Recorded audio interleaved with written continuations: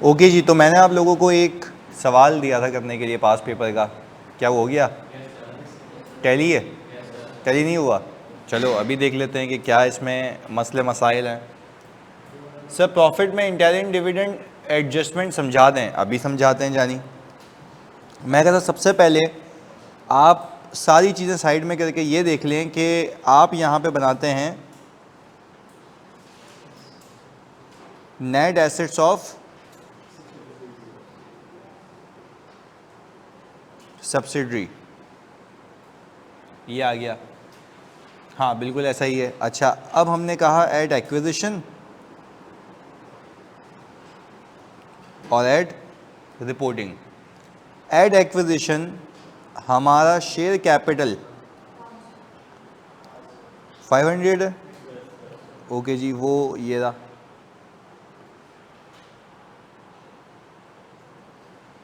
ये दोनों जगह सेम आ गया।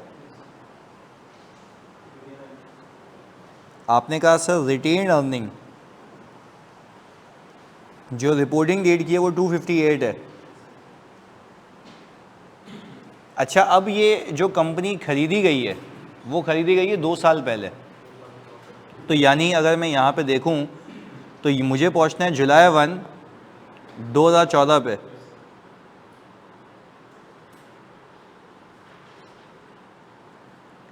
और ये जो रिटेन अर्निंग दी हुई है 30 जून 2016 की, तो मतलब ये जो कार्रवाई है वो 2 साल बाद की है। अब मुझे इतना पता है कि यहाँ पे आते आते 2 सालों का प्रॉफिट इसमें ऐड हुआ है, तो मुझे अगर वापस जाना है तो लेस कर दूंगा। चलें, तो हमने ये कहा 258 माइनस, अच्छा अब हमारी सब्सिडी का नाम है BL, तो हमने कहा एक तो ये माइनस होगा और एक ये माइनस होगा, तो 11 और 168। अच्छा, एक तो ये हो गया, पर मसला ये है कि जब आप क्लोजिंग पे आ रहे होगे तो डिविडेंड माइनस हुआ होगा, आप उसको क्या करेंगे? ऐड बैक करेंगे। तो अब मैंने आपसे ये पूछना है कि इंटरिम डिविडेंड 2015 का तो समझ आता है, वो तो कंसिडर किया गया होगा, पर 2016 का जो फाइनल डिविडेंड है वो अगले साल जाएगा। एग्रीड? तो हमने ये किया कि 500 का जो 12% वो कितना है? 60 है।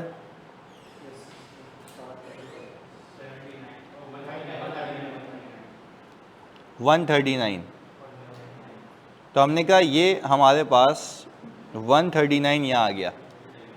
यानी आप ये तसव्वुर करें कि अगर आप एक्विजिशन डेट पे बैठे हुए होते तो उसमें कोई प्रॉफिट शामिल नहीं होते और कोई डिविडेंड माइनस हुआ हुआ नहीं होता। और सर जो फाइनल डिविडेंड है आपने उसकी एडजस्टमेंट इसलिए नहीं की क्योंकि उसमें से लेस हुआ हुआ ही नहीं है। क्लियर है? क्योंकि 2016 का फाइनल डिविडेंड दिया कब जाएगा? 17 में। चलें, हमने कहा इसके अलावा क्या कोई फेयर वैल्यू एडजस्टमेंट है जानी? आपने कहा सर बिल्डिंग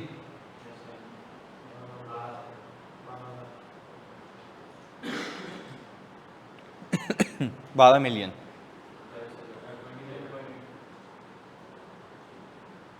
कितना आता है? ये हिसाब किताब आ गया, यहाँ तक भी सही है। हमने ये सीखा है मैं रिपोर्टिंग डेट तब तक क्लोज नहीं करूँगा जब तक अनरियलाइज को एडजस्ट ना करूँ, पर वो भी सब्सिडी ने बेचा हो किसको? पेरेंट को। तो हम यहाँ पे आते हैं, वो बोल रहा है इंटर कंपनी सेल्स ये है और ये रहा हमारा रेलेवेंट हिस्सा BL टू YL का। अच्छा, उसने बोला सेल्स इतने की है, मेरे लिए ये रेलेवेंट है कि उसकी इन्वेंट्री में इतना छुपा हुआ है, पेरेंट की इन्वेंट्री में, ऐसा ही है। तो इसी में से प्रॉफिट अलग कर लो, क्या ख्याल है भाई? यही इन्वेंट्री जो सब्सिडी ने बेची थी उसकी इन्वेंट्री में इंक्लूडेड है, तो इसी के अंदर मेरा प्रॉफिट भी इंक्लूडेड है। तो मैं क्या करूं, इसमें से अपना प्रॉफिट निकाल दूं तो अनरियलाइज एलिमेंट हट जाएगा। तो हमने कहा कि भाई 32 पे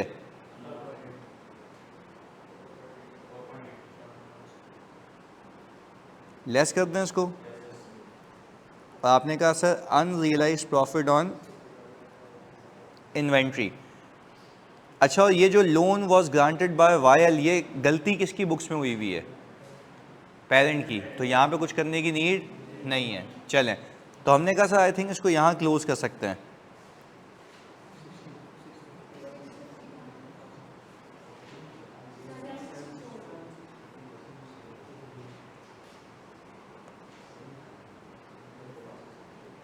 ओके, तो अब सर इन दोनों का डिफरेंस कितना?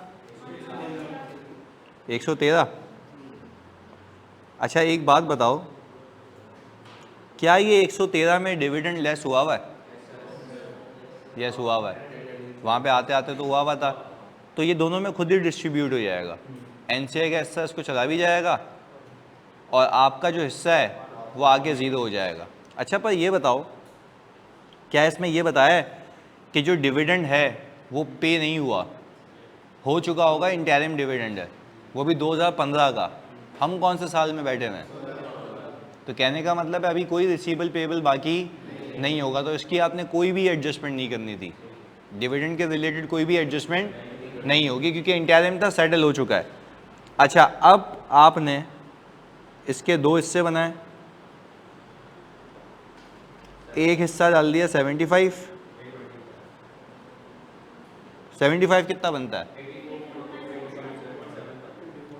84 पॉइंट और अच्छा, सवाल आया है सर लोन अगर सब्सिडी देती तो भी नेट एसेट्स में कोई एडजस्टमेंट नहीं होता। देखो भाई, लोन अगर सब्सिडी देती रिपोर्टिंग डेट में नेट एसेट्स में तब एडजस्टमेंट होती जब गलती सब्सिडी ने की हुई होती। क्या सब्सिडी ने कोई अकाउंटिंग एरर किया हुआ है? पेरेंट ने किया हुआ है, तो हम वहाँ एडजस्ट करेंगे। उसने इनकम बुक आई थिंक नहीं की है, तो वहाँ में भी सेट करेंगे उसको। अच्छा भाई, अब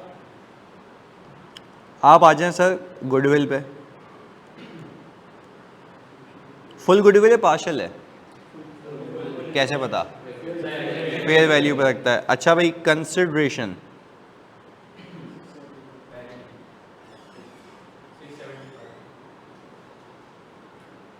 कंसिडरेशन ऑफ पेरेंट।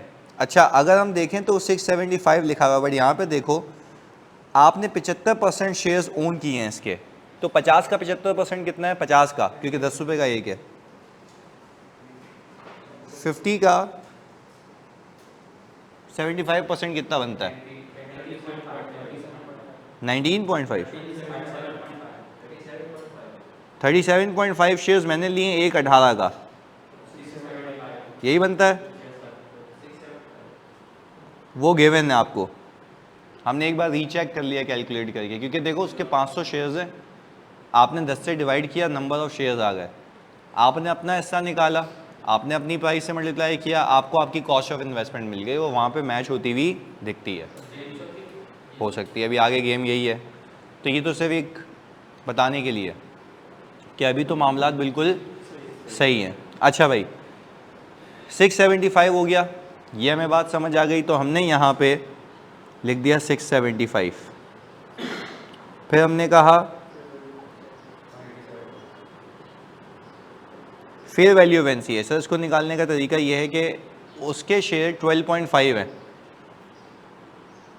ऐसा है?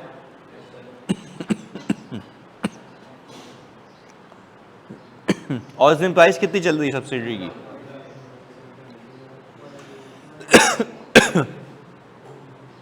हाँ जी, तो ये कितना आ गया?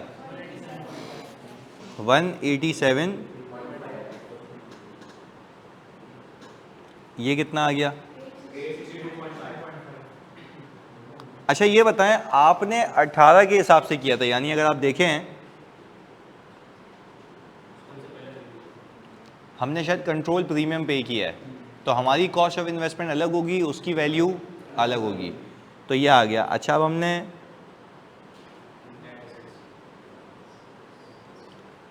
यहाँ पर देखिए 651 के,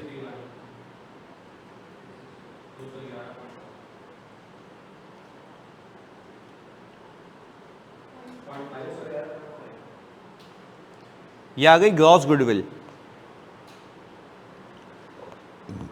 सर आप ग्रॉस इसलिए कह रहे हैं क्योंकि अब ये क्या होगी?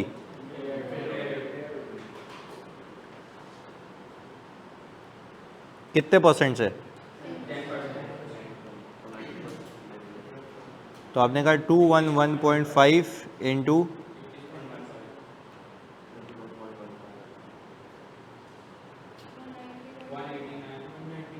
191 35। अच्छा अब ज़रा ये जो लॉस है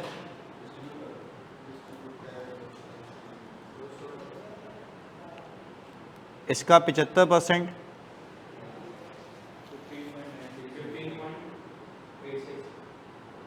86 93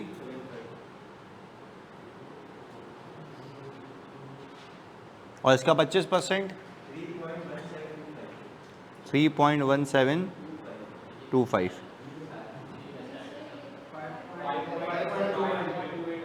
5.28। ओके अब ये पूरा हो गया ना 21। ओके मैंने कहा सर ये लॉस भी बांट दिया। अब सर इसके बाद एनसीआई आपने यहाँ पे फेयर वैल्यू ऑफ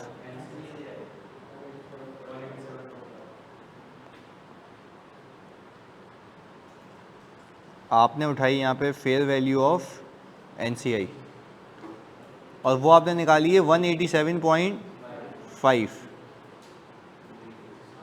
इसके अंदर आप फेंक देंगे क्या भाई? अच्छा पोस्ट एक्विजिशन आ गया 28 पॉइंट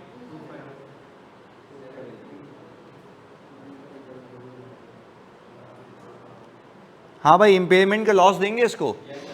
अच्छा इम्पेयरमेंट के लॉस इसलिए क्योंकि फुल गुडविल है, इसकी गुडविल भी इम्पेयर साथ साथ हुई है। तो हमने ये कहा जानी कि 5.2875। अच्छा जी ये आ गया 200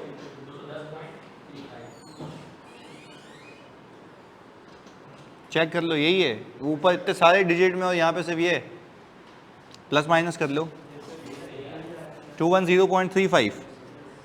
चलो जी ओके। फिर आपने कहा कि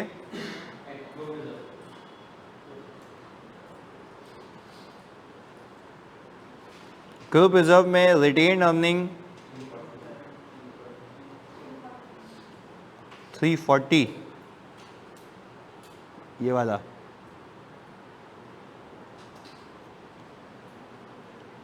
तो आपने कहा सर ये आ गया 340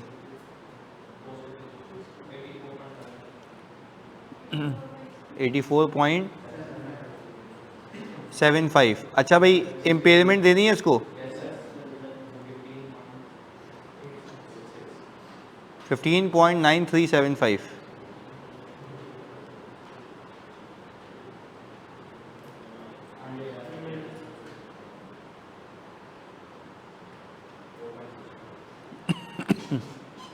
और ये ऐसे कि पेरेंट ने जो बेचा है उसमें से इतना उसकी किताबों में शामिल है।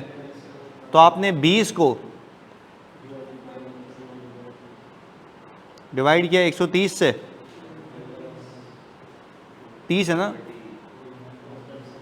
कितना आ गया 4.6। अच्छा अब हमने ये चीज़ देखनी है इसमें, ये तो हो गई एडजस्टमेंट्स। अब आप अपने आप से एक सवाल पूछेंगे क्या इसकी किताबों में कोई एरर हुआ है? किसकी किताबों में एरर ये हुआ है कि उसने एक इंस्टॉलमेंट का इंटरेस्ट बुक और क्या सामने से पैसे भी आए हुए हैं? नहीं आए। अच्छा ये वाला केस नहीं है। ओके चलो अभी देख लेते हैं। The loan was granted bye YL to BL on July 1, 2014 carries a rate of 12% payable. The principal is repayable in 5 equal annual installments, 4 million each. 30 June BL issued a check of ₹5 which was received by YL on यानी साल के बाद और उसने कोई interest accrue.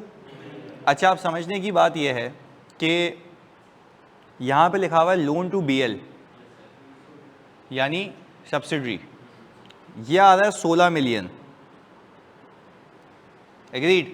और नीचे अगर जाके देखता हूँ तो उसने कहा कि भाई हमारी जो इंस्टॉलमेंट है वो 4 मिलियन ईच की है, पर ये प्रिंसिपल की बात कर रहा है। अच्छा, अब अगर आप यहाँ पे बखूबी देखें तो अगर ये पिछले साल लोन शुरू हुआ था तो हमारा ये बैलेंस 2 इंस्टॉलमेंट से कम हो जाना चाहिए, यानी 12 पे होना चाहिए। क्योंकि देखो जुलाई 1 2014 पे अगर लोन शुरू हुआ है तो 4 मिलियन 2015 में पे हुए होंगे और 4 मिलियन 2016 में, तो ये लोन 20 से उड़ के कहाँ आ जाना चाहिए, 12 पे आ जाना चाहिए। अच्छा, अब हुआ क्या, देखो यहाँ पे 12 ही आ रहा है, तो लोन कितने का रहा होगा, 20 का, यानी 20 के लोन में से 2015 में सब्सिडी ने 4 मिलियन की जो किस्त है वो पे की होगी सूद के साथ, और इस साल की भी वो पे कर चुका है इंटरेस्ट के साथ। चाहो तो करके देख लेते हैं। मुझे एक बात बताओ, 16 मिलियन ओपनिंग बैलेंस ऑफ 2016 है, इसके ऊपर इंटरेस्ट कितना है, कितना आता है, 1 भाई आप ये देखें कि अगर इसके अंदर मैं 4 प्लस कर दूं तो हुआ ये है कि जो सामने वाली कंपनी है उसने देखो 5.92 का चेक डिस्पैच कर दिया है, इसी वजह से उसने अपना लोन को कम कर दिया है। पर कॉरेस्पॉन्डिंगली मैंने अपने पास एक एंट्री नहीं बनाई, इंटरेस्ट रिसीवेबल डेबिट और इंटरेस्ट इनकम क्रेडिट, सही है। तो अब अगर मैं इसकी क्यूमुलेटिव एडजस्टमेंट करूं यहाँ पे, तो अब मुझे एक बात बताएं, मैं यहाँ पे सिंपल एक लिखूंगा, लोन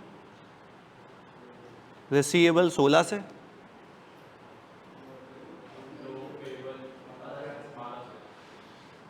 कैश 5 पॉइंट,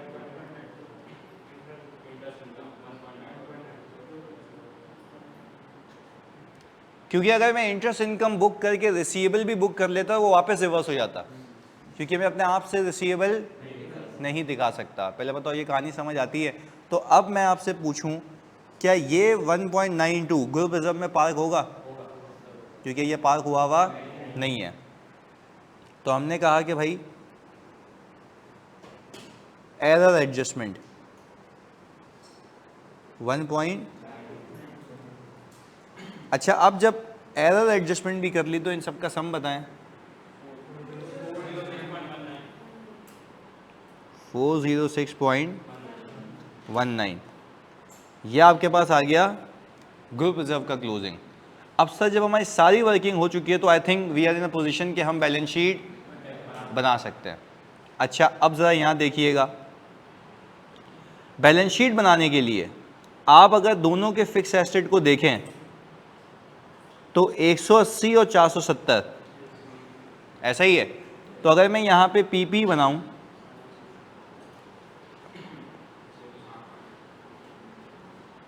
एक 180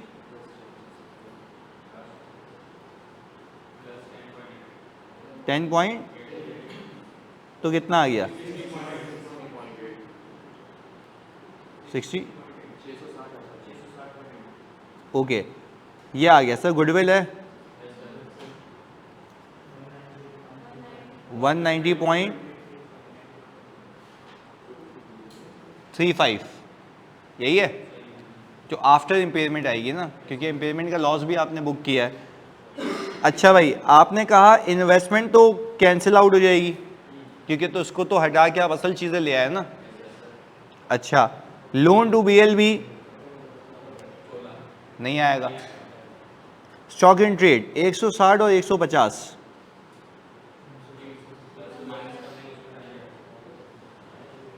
इसमें से माइनस करेंगे एक 4.8,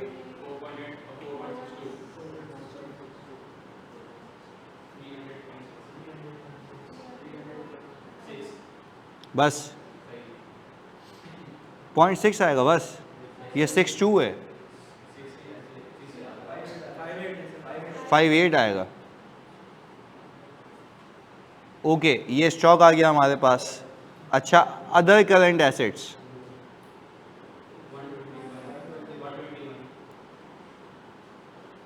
120, इसमें कोई एडजस्टमेंट नहीं है। हाँ भाई कैश में आएगी 63,151 प्लस 5 पॉइंट कितना आ गया,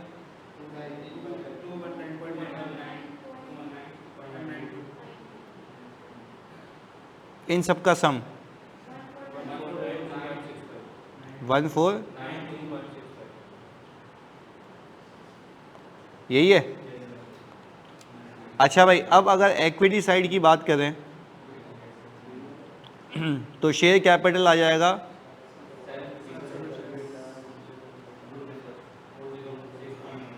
406.19,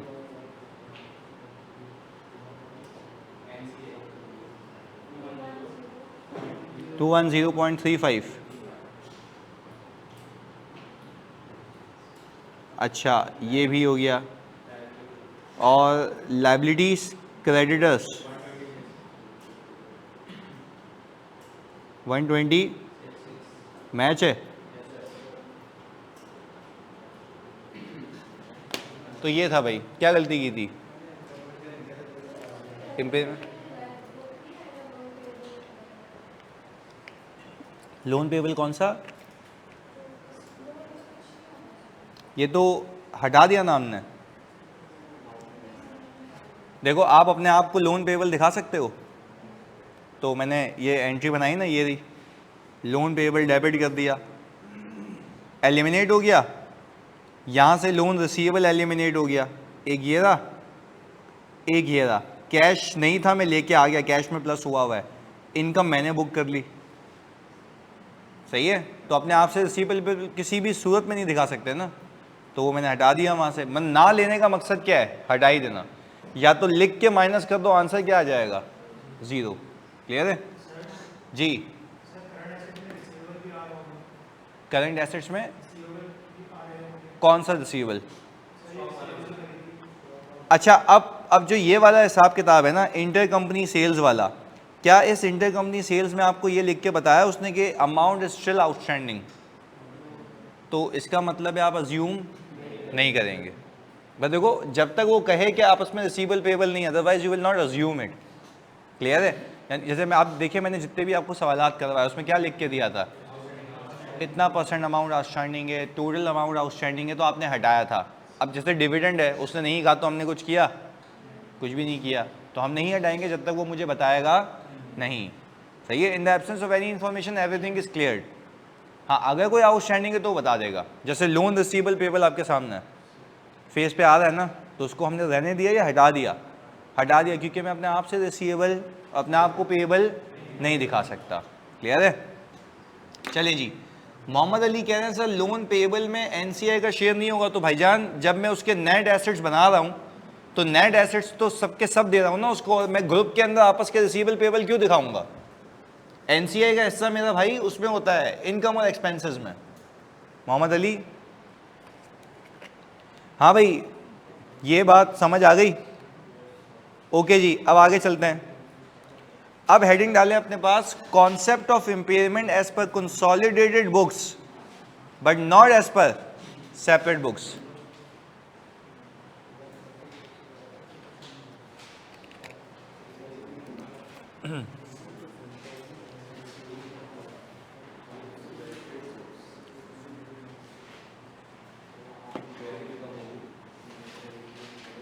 क्या खत्म हो गई, पेजेस खत्म हो गए, नहीं अभी देखते हैं।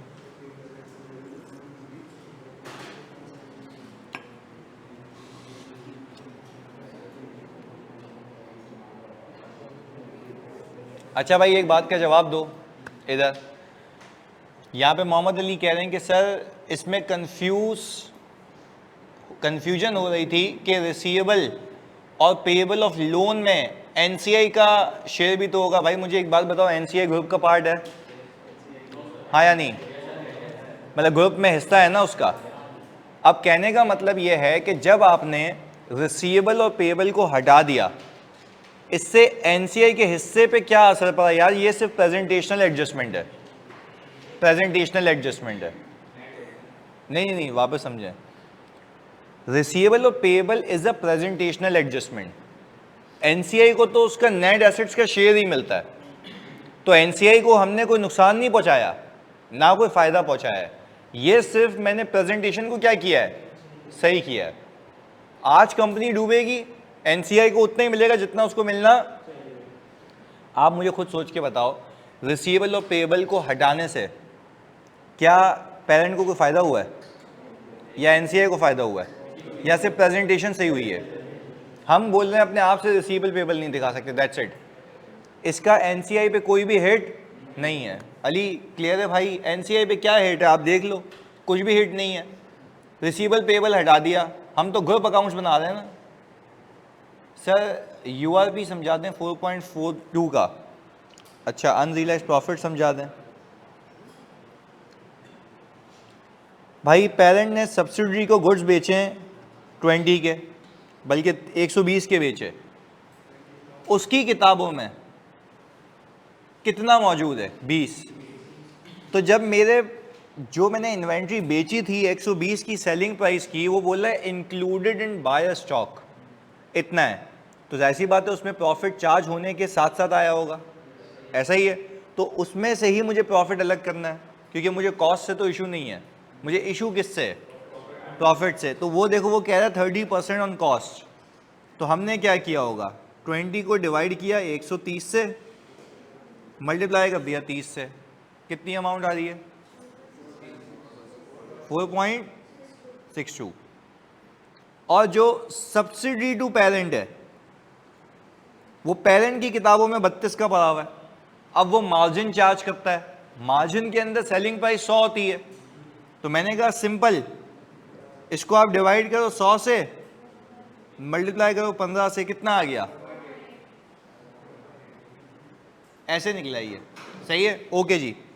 अच्छा भाई, आपने अपने पास हेडिंग डाल दी concept of impairment as per consolidated books but not as per separate books. अभी इसको एक एग्जांपल में कन्वर्ट करते हैं। मैंने ये कहा एट एक्विजिशन एट रिपोर्टिंग, आपने एक कंपनी खरीदी जिसमें शेयर कैपिटल था, रिटेन अर्निंग था, व्हाट्सोएवर।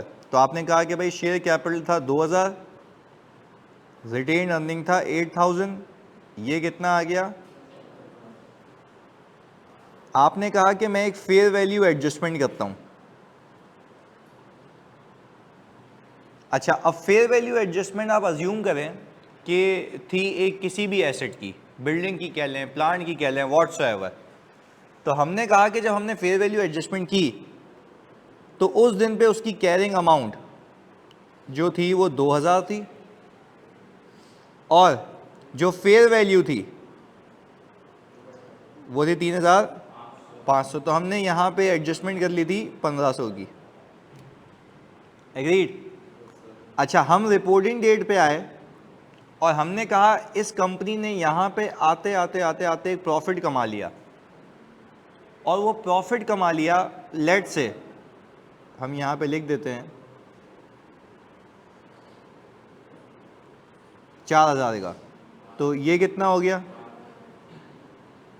अच्छा, ये अगर हमने सम किया तो हो गया 14000।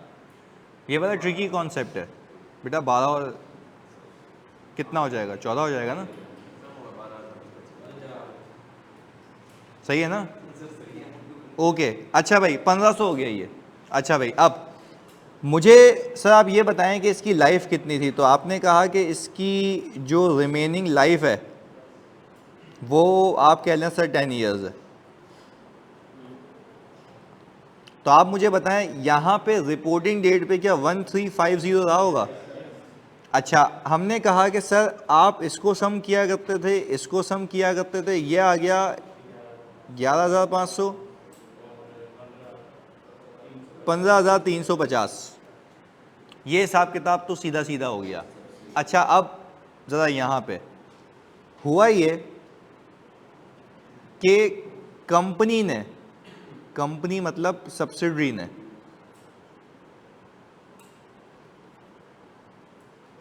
ये जो एसेट था ना, यानी प्लांट कह लें, इसकी इम्पेयरमेंट टेस्टिंग की।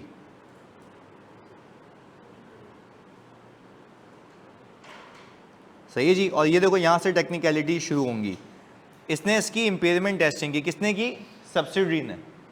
अच्छा, इम्पेयरमेंट टेस्टिंग के लिए इसको क्या चाहिए? सबसे पहले कैरिंग अमाउंट। किसको चाहिए? सब्सिडरी को। तो हमने कहा कि सब्सिडरी के रिपोर्टिंग डेट पे ये कितने पे मौजूद है पहले ये देख लो। तो हमने कहा एट एक्विजिशन पे वो था आई थिंक 2000 पे, रिपोर्टिंग डेट पे आ गया 1800 पे, डेप्रिसिएशन कितना बुक करके? 200 का।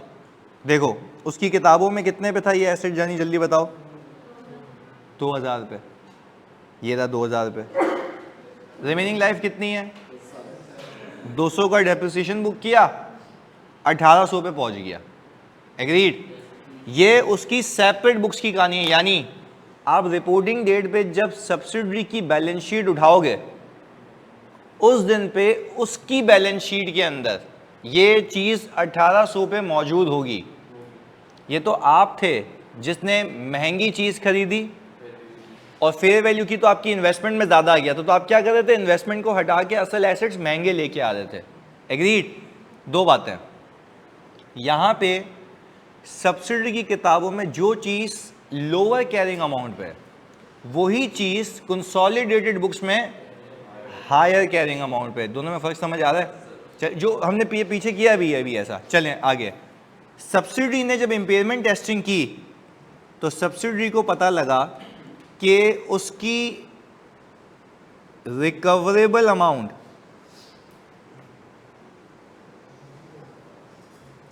जो है वो आ रही है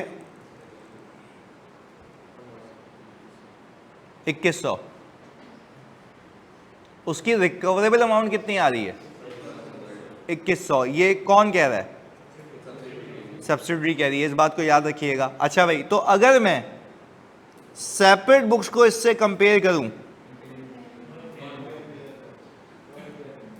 नो इम्पेयरमेंट। एग्रीड? चलें जी, नो इम्पेयरमेंट। बट अब एक चीज, आप लोगों ने इसके अंदर फेयर वैल्यू एडजस्टमेंट की थी। कितने की? ये चीज आपने कितने पे पहुंचा दी थी? 3500 पे। अच्छा, मैं कह रहा हूं आपको तो 1500 से मकसद था ना। इस 1500 को अगर 10 से डिवाइड कराऊं तो 150 आ गया। इंक्रीमेंटल डेप्रिसिएशन आप लोगों ने बुक किया था, तो रेजिडुअल कितना बचा था? 13, जो यहां से दिखता भी है, ये वहां पे हुआ हुआ साइड में।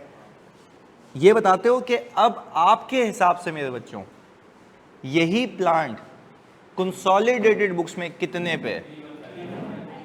31। ये 1800 और 1350 का सम। एग्रीड? अच्छा, अब सेपरेट बुक के हिसाब से देखूं तो इम्पेयरमेंट महंगा किसने खरीदा था? हमारी इन्वेस्टमेंट में था, हम हटा के असल एसेट को लेके आ रहे थे। तो अब जब मैं इम्पेयरमेंट असेसमेंट करूंगा तो मेरे हिसाब से मुझे लगता है ये एसेट इम्पेयर्ड है या नहीं है? तो मुझे एक बात बताओ, उसके हिसाब से क्यों नहीं है? उसकी कॉस्ट कम है और रिकवरेबल अमाउंट। अब आपने एक चीज़ महंगी खरीदी तो आपके हिसाब से आपकी किताबों में कैरिंग अमाउंट और रिकवरेबल अमाउंट, तो मुझे लगता है आप अपने एसेट को रिकवरेबल अमाउंट से ऊपर रख नहीं सकते। ऐसा ही है, वरना तो वो प्रूडेंस कॉन्सेप्ट ही ख़राब हो गया कि आपने एक चीज़ को ओवर स्टेट किया हुआ है, ऐसा लग रहा होगा। तो मुझे आप एक बात बताएं, क्या मैं अपने एसेट को यहाँ से उठा के यहाँ ले आऊँ? हाँ, तो लॉस कितने का? 10। यानी इसका मतलब ये है कि ग्रुप ये कह रहा है, अब मैंने इसको हटा दिया और मैंने यहाँ पे एक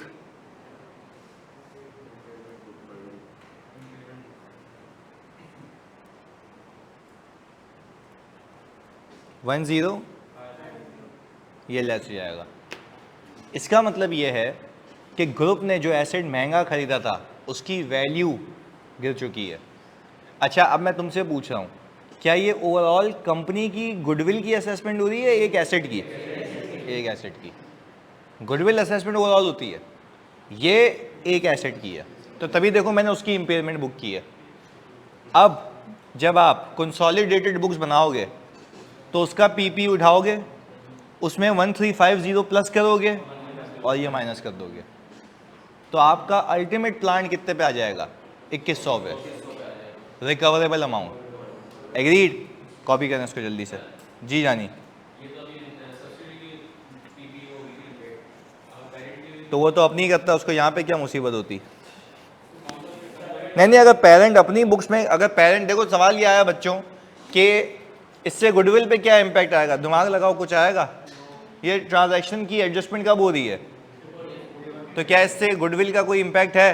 अब आपका सवाल ये है कि सर अगर पेरेंट एंटिटी ये करता तो उसको ये एडजस्टमेंट्स करने की नीड ही नहीं होती, क्योंकि उसकी कॉस्ट तो वैसे ही इक्वल है, वो नॉर्मल इम्पेयरमेंट करता है जैसे IAS 36 में होती है। हो सकता है एरर हो, ना किया हो, माइनस कर देते।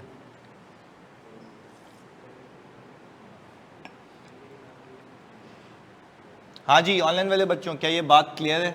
जल्दी बताओ।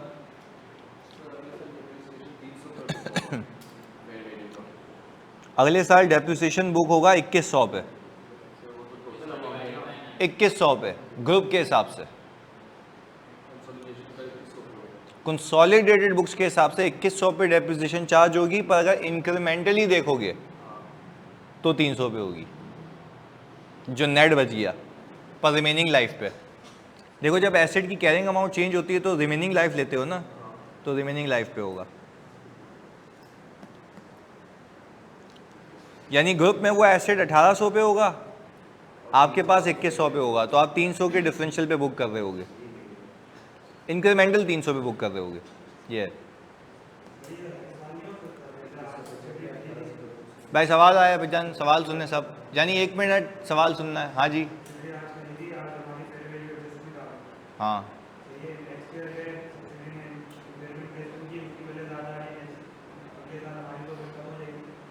और इसलिए हमारी कम हो जाएगी, मतलब आज हमने सब्सिडी खरीदी, वो कर लिया,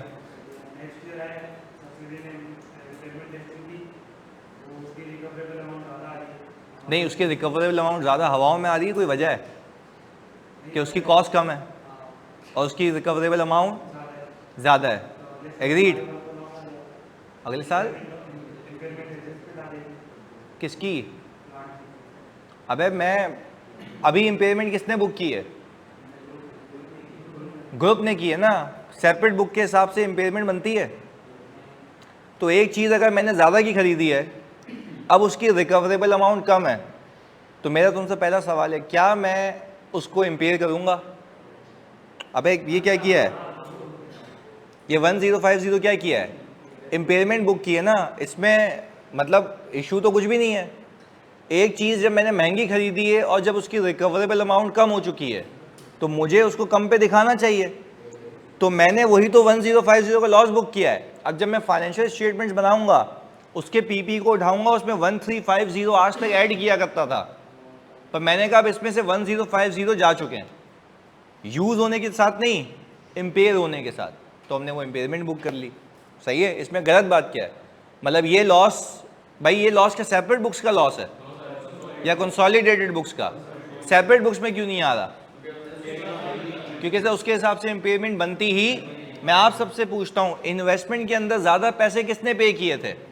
हमने किए थे। पीपी ओवर शेड किसने किया था? हमने किया था। तो इम्पेयरमेंट भी हमारी वजह से आ रही है कि जब मैंने हटा के असल एसेट्स महंगे लेके आया तो वो महंगा एसेट जब अपनी असल रिकवरी पे मौजूद नहीं है।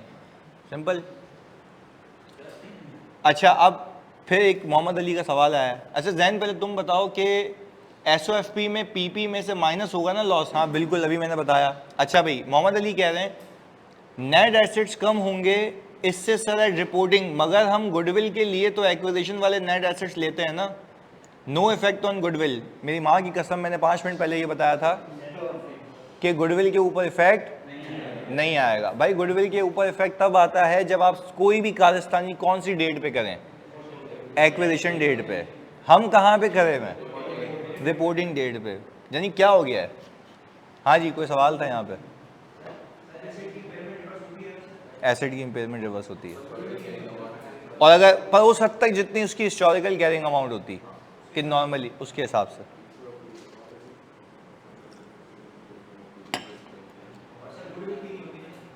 क्योंकि आप कॉस्ट रिलायबली मेजर नहीं कर सकते इसलिए। हाँ जानी, डन।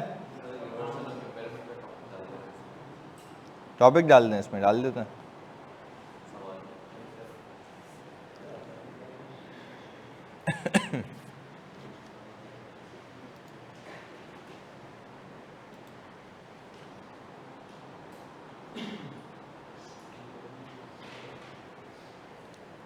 वैसे कल ये लोग बता देते कि मतलब अभी मैं तो खैर सो गया था, पर बता रहे थे कि कल हालात ख़राब थे ज़्यादा। हाँ अच्छा है हम गए नहीं PDCL के ऑडिट पे। हाँ यार चलो सही है, पर it's not a thing to be proud of. But गलत तो गलत है, गलत उन्होंने किया, जवाब हम दे रहे हैं, बट नहीं होना चाहिए। नहीं, जंग होनी नहीं चाहिए। गलत तो वो इसलिए हैं क्योंकि अगर किसी मतलब आप ये कह रहे हैं कि कश्मीर के एरिया में अगर किसी ने किसी को मारा, this has nothing to do with Pakistan. If कोई वहाँ का बंदा यहाँ पे आके कोई भी एक इंडिविजुअल कर रहा है, तो मैं ये नहीं कहूँगा कि इंडिया वालों ने किया। इंडिया वालों ने किया या पाकिस्तान वालों ने किया is a very broader term, कि पूरा पाकिस्तान मुलव्विज़ है, जबकि ऐसा नहीं है। देयर आर सम पीपल जो कि ये सिर्फ जो रिलीजन के बेस पे ना लड़वाना चाह रहे हैं, दैट्स इट। तो क्या ही फ़र्क पड़ता है अगर वो ये कह रहे हैं कि भाई इन्होंने किया। भाई आप उनको टारगेट करो ना जो कसूरवार हैं। मतलब if you don't have guts to target those individuals, आप उनको पकड़ ही नहीं सकते, तो आप नॉर्मल लोगों पे हमला कर रहे हो। बट खैर चलो, ये गलत बात है। मतलब मैं तो ये सोचता हूँ कि भाई मेरी भी औलाद है, आप भी किसी की औलाद हैं, तो एक खौफ दिल में आता है सिर्फ ये वाला कि यार अल्लाह ना करे कल को हम हों तो क्या होगा। मतलब डू यू नो कि कभी भी कुछ भी हो जाए, तो ये नहीं होना चाहिए। मतलब मैं देखता हूँ लोगों को ऐसे पोस्ट शेयर कर रहे होते हैं बच्चे, और मतलब बड़े इमेच्योर कि खुश होते हैं वो लोग कि यार देखो हमने उसका वो उड़ा दिया। चलो वो जो भी सोल्जर है वो गलत कर रहा है, या हमारे सोल्जर गलत कर रहे हैं, जो भी है, क्या उनके माँ बाप नहीं है ना? तो यार एक लाइफ को खोना ना, आपको अभी पता नहीं है कि कितना ख़तरनाक होता है। तो खैर I lost my father, I know this thing, but ये कि बड़ा भाई मुहतात हो के बड़े बच्चे देखो ये क्या कह रहे हैं, पॉलिटिक्स से इसके पीछे मोदी को, अब देखो फिर मोदी को लेके आ गया ये। अबे भाई जो भी है अब बोलो, ख़त्म करो यार। मतलब I think we all should, हम जो है ना, देखो हमें क्या करना चाहिए, हमें एक फेसबुक, एक सोशल मीडिया है ना, हमें पीस डिमांड करना चाहिए, सिंपल। आप बोलो यार लड़ना ही नहीं है, ख़त्म हो गई बात, क्या फ़ायदा है यार। फिर वही बात, पीस डिमांड को हाल में कहने का तरीका होता है ना, it's all about how you pitch your self. अब हमारे वाले जो आर्मी वाले हैं, कल मुझे बड़ी अच्छी बात लगी उसकी, मैं सुन रहा था, उसने मुझे बोला कि देखो हमने है ना इनिशिएट नहीं किया, हमने रिटेलिएट किया है, और बोला हम करेंगे भी नहीं, and that is a really good thing. सही है, आप अगर हमारे घर में घुस के मारोगे तो क्या हम जवाब नहीं देंगे? क्या यार जवाब देंगे, पर इनिशिएट नहीं करेंगे। और वो भी ये बात अच्छी है क्योंकि मेरे बहुत सारे दोस्त हैं आर्मी में, बहुत सारे दोस्त हैं, वो सब मुझे ये बताते हैं कि आकाश मैं तो ये बताता हूँ कि हमने कभी भी ना सिविलियंस को टारगेट नहीं किया। अभी भी वो यही कह रहे हैं कि उन्होंने बेसिस पे टारगेट किया है, यही है बस। तो खैर अल्लाह खैर करे, बट ये क्या है, बड़ा हमने उसको फ़न बनाया हुआ, दिस इज़ नॉट अ फ़न। सोचो कि कराची तक बात आती है।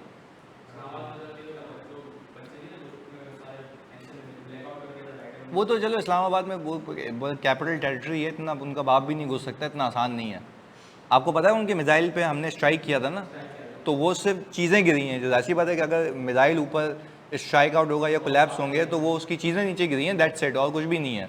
तो it's not easy to enter Pakistan. मतलब हम बाकी किसी मुल्क की तरह कोई कमज़ोर नहीं है, वो तो है, वो तो we are proud of it.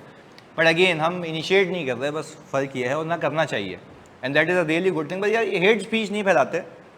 Modi हो गया, ये हो गया, अभी बाहर में गया है यार, उसको तो वो तो देख के ही नहीं पसंद आता, बंदा ऐसा है। मतलब जाहिर सी बात है हेट स्पीच फैलाता है यार, वो उसकी मैं कमेंट्री देखा तो बोल क्या रहा है, मैं लाहौर जाके देख के आया हूँ उनका एटॉमिक कैसा है। अबे मैं तेरी मैं अपनी हालत देख, तू अपने इंडिया में नहीं घूम सकता सही इधर। चलें खैर, एनीवेज हम ज़रा थोड़ा सा ना इसको वो रखते हैं कि यार हम हेट स्पीच नहीं फैलाएंगे, मतलब जितना हम कर सकते हैं हेट स्पीच नहीं होनी चाहिए, ना इंडिया वालों के खिलाफ कुछ भी नहीं। भाई वो भी लोग हैं यार, इंसान हैं, उनके भी नॉर्मल लोगों का क्या कसूर है अगर उनकी पॉलिटिक्स उनको गुमराह कर रही है। एक तो पता नहीं इंडिया के चैनल, अच्छा वो बोल रहा है कि अच्छा एक वीडियो आई हुई है वहाँ पे जहाँ पे मैं PTCL का हेड ऑफिस है वहाँ पे जलता हुआ दिखा रहे हैं उसको। अबे मैंने कहा भाई क्या हो गया ये, मतलब इतनी एलीट जगह है वो बोलने पे तबाह हो गई हैं, पोर्ट उड़ा दिया उन्होंने हमारा। हाँ चलो भाई खैर है। अच्छा अब मुझे एक बात बताओ, एक पहले सवाल आया फलक का ना यहाँ पे, तो यहाँ पे सवाल ये है सर इस कंसोलिडेशन की एक शॉर्ट समरी बना देंगे कि किस इम्पैक्ट बैलेंस शीट में। अच्छा मेरी कंसोलिडेशन की जो है पूरी 1 पेज की समरी है, जब आप ये कर लेंगे तो आपको मिल जाएगी, एग्रीड, तो ये मैं आपको दे दूंगा। अच्छा आप लोगों ने IFRS 9 की मैं दे चुका था, लीजेस की मैंने देनी है, वो आज मैं दे दूंगा लीज की आपको, सही है, विद शेड्यूल्स। अच्छा तो आधा काम तो इंडिया की मीडिया ने किया है, बिल्कुल ऐसा ही है। चलें अच्छा पहले बताओ ये वाला कॉन्सेप्ट क्लियर है जानी, इसमें कोई issue?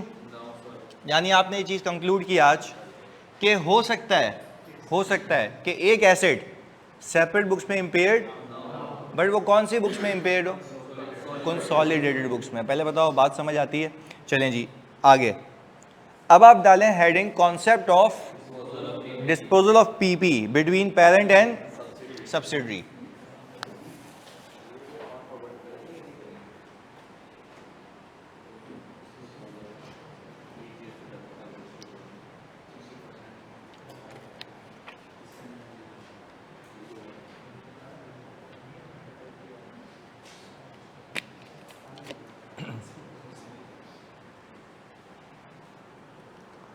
Concept of disposal of PP between parent and subsidiary.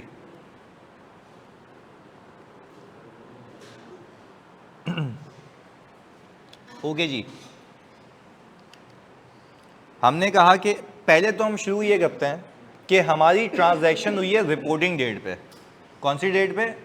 Reporting date पे। यानी फॉर एग्जांपल हमने कहा सब्सिडरी खरीद ली, सारी चीज़ें हो गई, हम आ गए रिपोर्टिंग डेट पे।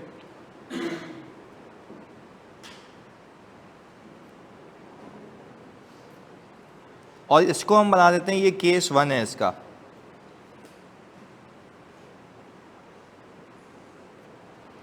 अच्छा भाई हुआ ये कि 31 दिसंबर पे जब साल क्लोज हो रहा था, सही है, पेरेंट एंटिटी ने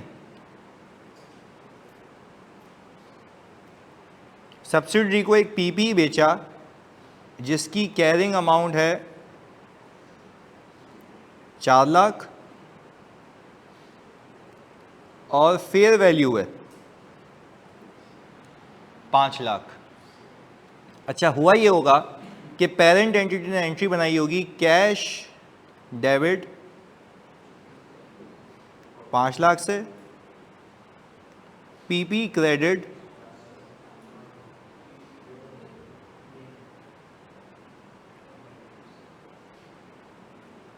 1 लाख से। ये एंट्री किसने बनाई है जानी? पेरेंट ने। अच्छा अब हम आ गए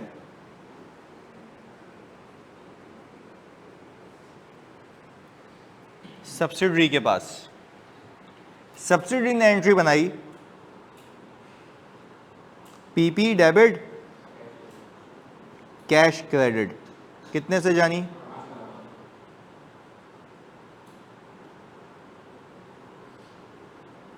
5 लाख रुपए से। चलें अब हुआ ये होगा कि आपको बैलेंस शीट मिली होगी पेरेंट की और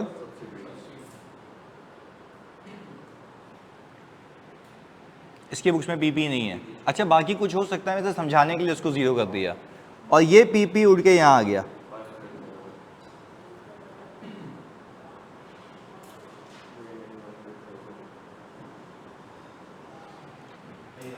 अच्छा अब मुझे एक बात बताओ, कहने का मकसद ये है, तुम एक इदारा मानते हो, एक इदारे में चीज़ 4 लाख की थी, आपने अपने आप को ही बेच के गेन कमा लिया और ग्रुप एसेट्स को ओवर स्टेट कर दिया, ऐसा है। और अगर हम सिंप्लिसिटी के लिए ये कहें, क्या ये गेन इस पीपी में छुपा हुआ है, रियलाइज हो गया या ग्रुप में ही है? अगर ग्रुप में ही है तो मेरा मतलब यह है कि आपने ऐसे किया कि एक 4 लाख की चीज़ को ग्रुप के अंदर ही 5 लाख का कर दिया और गेन रिकॉर्ड कर लिया, जबकि होना। तो मुझे लगता है आपने इसकी एक एडजस्टमेंट करनी होगी, ग्रुप रिजर्व डेबिट और पीपी कितने से। सर इस पर डेप्रिसिएशन क्यों नहीं बुक हुआ? सर ये रिपोर्टिंग डेट पे है, आसानी के लिए अभी डालते हैं इस पर डेप्रिसिएशन। ये कौन सी ट्रांजैक्शन कब हो रही है? रिपोर्टिंग डेट पे हो रही है। पहले बताओ यहाँ तक बात समझ आती है? यानी अभी आप जब ग्रुप रिजर्व बना रहे होंगे तो रिटेन अर्निंग ऑफ पेरेंट आएगा, पोस्ट एक्विजिशन आएगा, इम्पेयरमेंट अगर तो है, अनरियलाइज्ड प्रॉफिट ऑन इन्वेंट्री और पीपी। आपने अपने आप से ये सवाल भी पूछना है, क्या कोई ऐसा पीपी तो नहीं है जो सब्सिडी ने किसको बेचा हो, पेरेंट ने किसको बेचा हो, सब्सिडी को, और सब्सिडी ने आगे, तो मेरे ख्याल से वो गेन अभी पीपी में रह गया है और वो रियलाइज, तो मैंने तो बिला वजह अपने ग्रुप के प्रॉफिट्स को ओवर स्टेट किया। पर तो जिसका प्रॉफिट है वहाँ से हटा दो, जिसका पीपी है वहाँ से हटा दो, पूरा हटा देंगे 1 लाख की हद तक, 1 लाख की हद तक। अच्छा एक और चीज़, अगर यही चीज़ सब्सिडी बेचती तो नेट एसेट से माइनस होता, कौन सी डेट के? तो क्लोज नहीं करना है उसको माइनस करने से पहले। क्लियर है? पक्की बात है। इसको कॉपी करें जल्दी, तो अगला केस करें।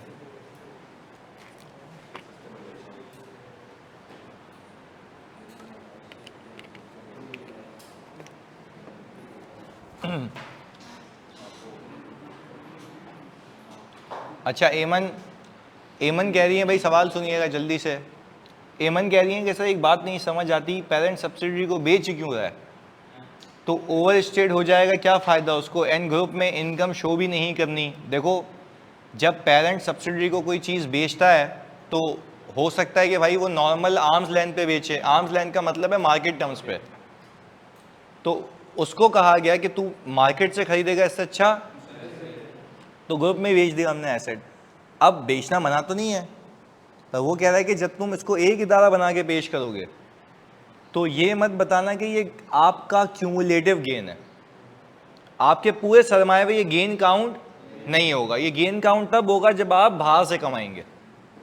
बात समझ आ रही है कि नहीं? अगर फॉर एग्जांपल मैं एक इन्वेस्टर हूँ या आप एक इन्वेस्टर हैं, आपकी मुझे पूरी मालियत देखनी है, तो मैं आपकी सारी कंपनीज को मिलाऊंगा और कंसोलिडेटेड बेसिस पे देखूंगा, पर आपकी सारी कंपनीज की आपस की जो ट्रांजैक्शंस होंगी उसको क्या करूंगा? एलिमिनेट कर दूंगा, क्योंकि एक ही बंदे की वेल्थ को असेस किया जा रहा है। तो एक ही बंदे की वेल्थ कैसे असेस होती है, आपस की ट्रांजैक्शन से या बाहर की? तो अगर वो कह रहा है कि अगर ऐसी कोई ट्रांजैक्शन हुई तो आप उसको हटा दीजिएगा। तो रिसीवेबल भी हट जाता, बिल्कुल हट जाता। हाँ, गेन से रिटेन अर्निंग से माइनस करेंगे मतलब? नहीं भाईजान, आप पीपी को पूरा कंसोलिडेट करोगे। हम करते क्या है, पहले फिनोमेना बनाओ दिमाग में सिंपल, कि करते क्या हो, पिक्चर क्या थी, पेरेंट का पीपी उठाते हो, सब्सिडी का पीपी उठाते हो, प्लस करते हो, उसमें से 1 लाख माइनस कर देना। बाकी से तो आपको पंचायत नहीं है ना, आपको पंचायत किससे है? गेन से। क्योंकि देखो ये अगर, अच्छा तुम मुझे एक बात बताते हो सारे बच्चों, अगर ये ट्रांजैक्शन ना हुई होती तो ये पीपी कितने पे होता? अभी भी कितने पे आ गया? तो आप ऐसे सोचा करें कि अगर ये ट्रांजैक्शन हुई ही ना होती तो ये चीज़ कितने पे होती? 4 पे, और हम लेके भी कितने पे आ गए? 4 पे। बात क्लियर है? चाहो तो लिख भी लेते हैं, यहाँ पे लिख भी लेते हैं। अगर ये ट्रांजैक्शन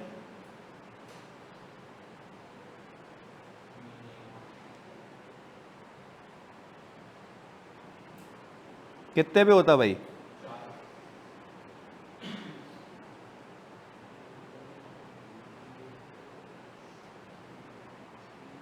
ऐसा है? अगर ये ट्रांजैक्शन हुई ना होती तो ये पीपी कितने पे होता? 4 लाख पे। क्योंकि आप तो ग्रुप देख रहे हो ना, कोई बंदा अपने आप को चीज़ बेच के गेन तो रिकॉर्ड नहीं कर सकता ना। That's what we are doing. जो गेन रिकॉर्ड हुआ था उसको रिवर्स कर दिया, पीपी की ओवर स्टेटमेंट भी खत्म कर दी। क्लियर है? यही हमने बात किया। मुझे 4 लाख से मसला नहीं है, उसके अंदर जो गेन है 1 लाख का, उससे मसला है, क्योंकि वो अब तक रियलाइज नहीं हुआ। ये हो गया कॉपी। मोहम्मद अली कह रहे हैं सर पीपी और ग्रुप रिजर्व में से दोनों में से माइनस करेंगे। जी बेटा, दोनों में से माइनस करेंगे, दोनों में से माइनस करेंगे। पीपी से भी माइनस करेंगे, ग्रुप रिजर्व से भी। और कसम खा के कहता हूँ अगर एक जगह से माइनस करोगे तो किसी का बाप भी बैलेंस शीट टैली नहीं कर सकता। सही है? क्योंकि डबल इम्पैक्ट होता है, एक गेन खत्म होगा और एक पीपी खत्म होगा। अब ये दोनों सही करेंगे तो बिस्मिल्लाह हमारी बैलेंस शीट बिल्कुल टैली हो जाएगी। क्लियर है भाई? ये सीन है। चलें अब मुझे अच्छा, तो एमन कह रही हैं ग्रुप में ऐसे ही नहीं दे सकते। अच्छा, वो कह रही हैं ग्रुप में फ्री में दे दो। ग्रुप में फ्री में दोगे तो लॉस हो जाएगा, तो क्या वो लॉस कहलाएगा या वो भी रिवर्स होगा? वो भी रिवर्स होगा। चाहे गेन हो, अपने आप से गेन भी नहीं दिखा सकते, लॉस भी नहीं दिखा सकते। अभी लॉस वाली कहानी डाल देंगे आगे। सही है सर? अगर 350 पर सेल होती तो फिर क्या लॉस भी रिवर्स होगा ना? फिर अल्लाह की कसम मैंने अभी यही बताया है, तो फिर आपका लॉस भी क्या होगा? रिवर्स होगा। सही है जानी? अभी लॉस वाला भी आगे डाल देंगे हम। चलो आगे। अभी यही ट्रांजैक्शन हम करते हैं साल के शुरू में, और मेरी बात केयरफुली सुनना। साल के शुरू का मतलब है कंपनी की डेट ऑफ एक्विजिशन नहीं, ईयर स्टार्ट। फिर रिपीट कर रहा हूँ, मैं डेट ऑफ एक्विजिशन की बात नहीं कर रहा, ईयर स्टार्ट की बात कर रहा हूँ। हो सकता है एक्विजिशन 2 साल पहले की गई हो, हम किसकी बात कर रहे हैं? ईयर स्टार्ट की। पर पहले ये क्लैरिटी से बताओ, ये दोनों कॉन्सेप्ट क्लियर है? एक इम्पेयरमेंट वाला और एक ये है। क्लियर है? आगे चलते हैं। मैंने कहा कि सर अब हम यहाँ पे लिखते हैं ट्रांजैक्शन एट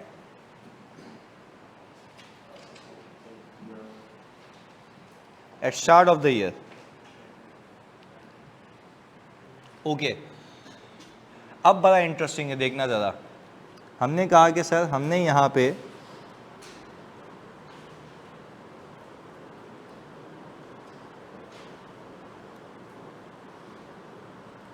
जनवरी 1, 2024 पे एक ट्रांजैक्शन की। हमने कहा पीपी की कैरिंग अमाउंट है 4 लाख,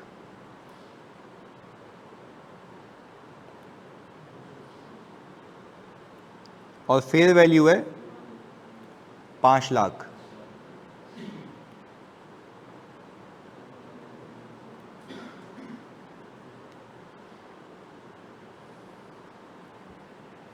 रिमेनिंग लाइफ है 10 साल। अब ये बड़ा टेक्निकल एक्सपेक्ट है, ये आपने देखना है ज़रा यहाँ पे, इधर फोकस के साथ। मैं तो मैं इस औकात पे लाना चाहता हूँ कंसोलिडेशन की। उसने उसको पीपी बेचा, उसने अपनी इन्वेंट्री बना दी, अब वो इन्वेंट्री के तौर पे यूज़ कर रहा है। यस की इन्वेंट्री है, उसने बेचा, उसने पीपी बना दी। तो ये कॉम्प्लेक्सिटीज़ पर अगर आ गया ना एग्जामिनर, तुम्हें लग पता जाना है। मैं बेसिक्स नहीं करा रहा तुम्हें, मैं फुल एडवांस लेके जा रहा हूँ कि भाई ये इसने बेचा, ये इसने बेचा, उसने ये कर लिया। तो जितने पॉसिबल केसेस तुम्हारे दिमाग में भी आते हैं तुम पूछ लिया करो कि सर क्या ये, उसे तुमने लॉस वाली बात की। मैंने कहा हो सकता है लॉस वाला केस करा देंगे तुम्हें, पर दिस इज़ बियॉन्ड दिस, कुछ भी ट्रांजैक्शन हो सकती है। तो वो एक एक करके हम उसको देखते हैं अभी आगे जाके। चलें, हमने कहा लाइफ है 10 साल। पहले दिन पे जनवरी 1 पे जो एंट्री बनेगी वो बनेगी कैश डेबिट 5 लाख से, पीपी क्रेडिट गेन आ जाएगा 1 लाख रुपए से। अच्छा, सामने जो सब्सिडरी है वो एंट्री बनाएगी पीपी डेबिट और कैश क्रेडिट। कितने से भाई? ये कौन से दिन पे बनाई है? एक्विजिशन नहीं, यही यही यही क्लियर करना है, एक्विजिशन नहीं, स्टार्ट ऑफ द ईयर, बस ये फर्क है दोनों में इधर। अच्छा भाई, हुआ ये कि हम पहुंचे 31 दिसंबर पे,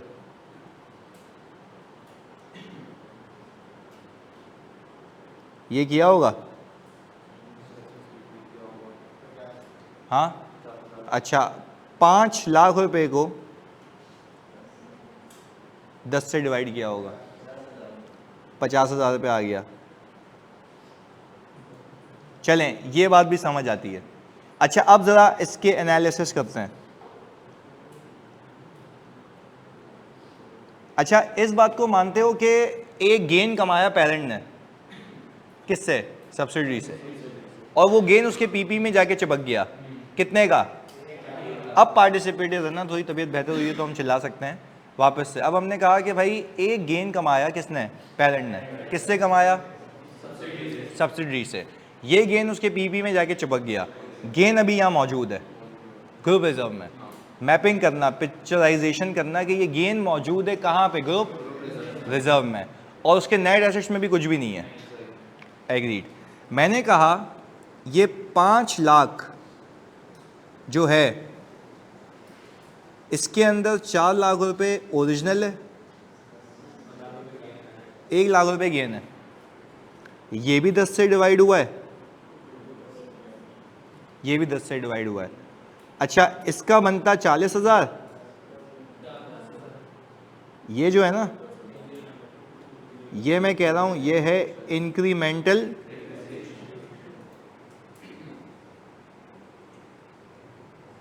डेप्रिसिएशन। यहां तक कोई मसला है तो बताओ। यानी ये बात तो तय है कि इस ग्रुप में डेप्रिसिएशन 10,000 रुपये से ज़्यादा बुक हुआ है। एग्रीड। इस ग्रुप में डेप्रिसिएशन 10,000 रुपये से ज़्यादा बुक हुआ है just because of that gain, जो किसने बुक किया था? पेरेंट ने। ग्रुप रिजर्व में पड़ा हुआ है। चलो यहाँ पे करके दिखाते हैं। ग्रुप रिजर्व में गेन पड़ा हुआ है कितने का? 1 लाख रुपए का। अच्छा, नेट एसेट्स में प्लीज सुनिएगा, अब तो मैं कनेक्ट करता हूं मैं इस पे। नेट एसेट्स के अंदर अगर आप देखें,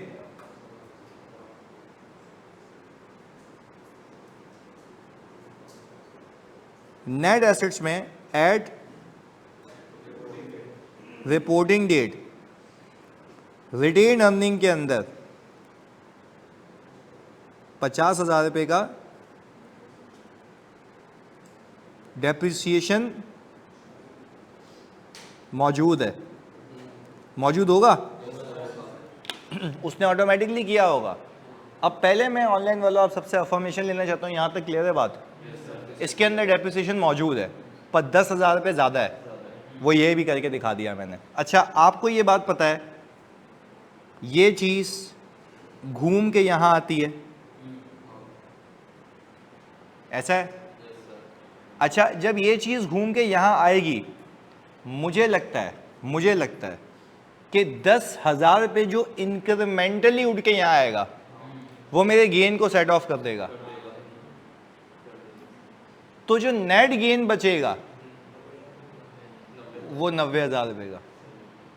तो मुझे जो रिवर्स करना चाहिए वो 90 करना चाहिए। बच्चे करते हैं बेवकूफ़ी इन एग्जाम, पूरा 1 लाख रिवर्स करके आ जाते हैं। भाई ज़रा सोच लो, आपने गेन बुक किया 1 लाख का, ये गेन उसके पीपी में जाके चिपक गया, ये इतना नहीं रहा, इसमें से 10,000 ऑटोमेटिकली रिवर्स हो गया। किस नाम पे? इंक्रीमेंटल, जो कि सब्सिडी ने ऑलरेडी बुक। जब वो चीज़ घूम के आपके पास आएगी वो आपके 1 लाख के गेन को 90,000 बना देगी। तो मैं रिवर्स भी कितना करूं? 90,000। तो मैंने ग्रुप रिजर्व को 90,000 रुपये से रिड्यूस करना है। अच्छा, अब मैं आपसे एक बात पूछता हूं, जैसे ही मैं यहाँ पे सिर्फ तुम्हें समझाने के लिए, अगर मैंने यहाँ पे पोस्ट एक्विजिशन डाल दिया कितने का?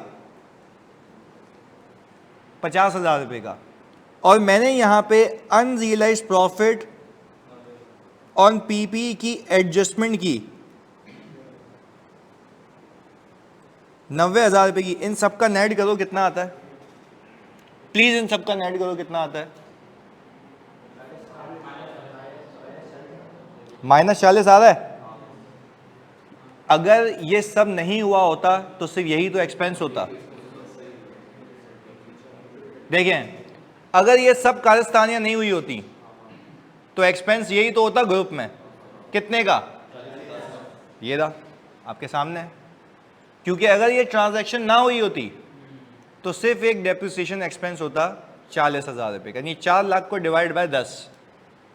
तो जब अगर तुम सोचो, अगर तुम यहां से 1 लाख माइनस कर देते, ये कितने पे आ जाता? 50 पे, जो कि गलत होता सही होता?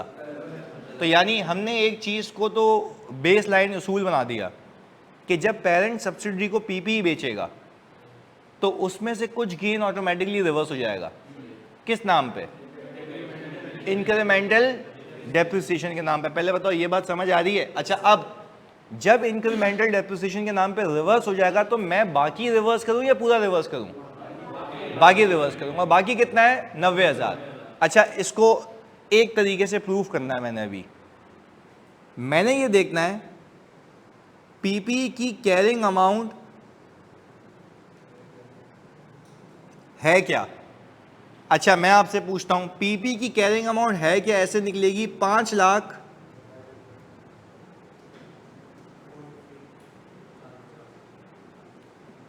एग्रीड।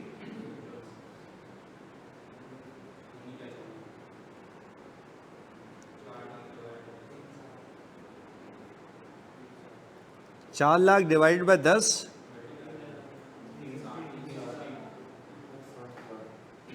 कितने का फर्क है सर? ये बात नहीं समझ आ रही। 90 की एडजस्टमेंट आ रही है, 10,000 डेप्रिशिएट भी तो हो गया। तो आप ये कहेंगे कैरिंग अमाउंट है क्या और होनी। तो अब जो मैं एंट्री बनाऊंगा, मुझे लगता है ग्रुप रिजर्व डेबिट 1 लाख से,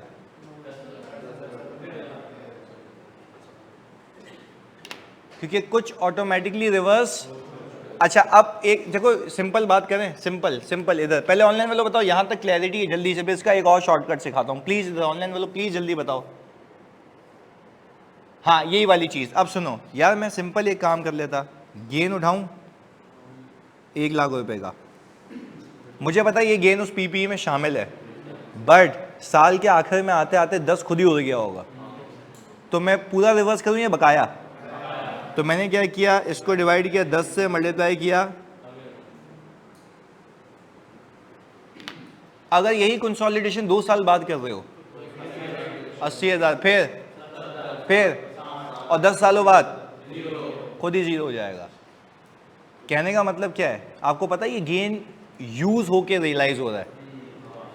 ये गेन बाहर बेच देगा तो कहानी खत्म, बाहर बेच देगा तो, पर अभी ये गेन यूजेज के साथ साथ रियलाइज हो रहा है।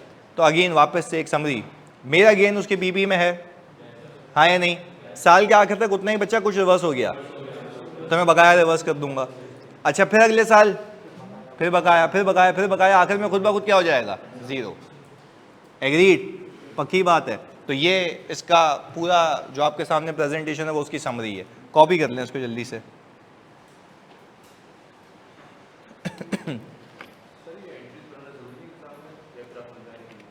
समझाने के लिए, ये सिर्फ समझाने के लिए कि भाई आपने कैसे कंट्रोल करना है। मतलब if you look at the entries आपको समझ आता है कि प्लस माइनस क्या हो रहा है।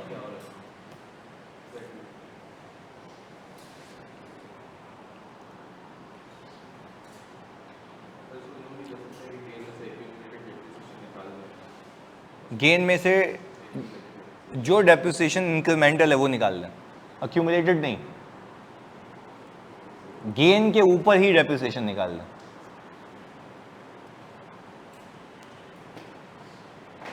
हाँ भाई, कॉन्सेप्ट सब किस में ज़्यादा है, लीजेज में या इसमें? अभी मैं तुम्हें ना, मैंने ढीठ बना दिया इसमें, तो तुम नाम बदल देना जानी, और बदलने दूंगा नहीं मैं।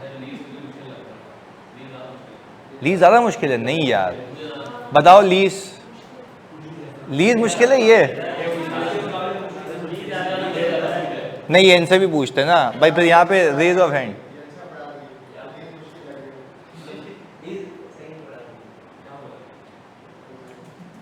लीज, मैं lease even I can bet for the entire Pakistan. आप देख लो कि जिस बेसिक से तुम्हें उठाया है, एक एक मैथ्स। हाँ नहीं आप देखें, आपसे पास पेपर सॉल्व होते हैं, समझ आते हैं पास पेपर।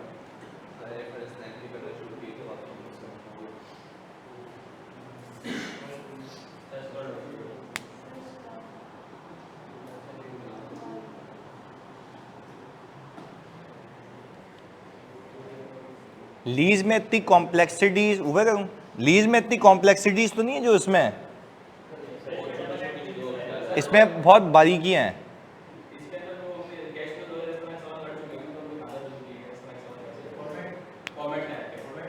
फॉर्मेट टाइप तो है, पर उसके अंदर अभी अभी इसके अंदर अभी तुम्हें डीमोटिवेट करता हूँ ना, सवाल देता हूँ तुम्हें। देखो लीज में तो ये है कि तुमने अगर थीम पिक कर ली ना एक बार, तो फिर सलंग शेड्यूल बनाओ, टकाटक चीजें आ गई हैं। उसमें सिर्फ एक ही रिस्क है कि आपने पिक सही करना है,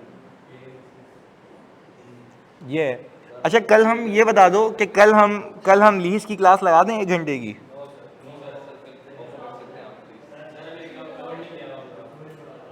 मैं तो कह रहा हूं कि तुम अगर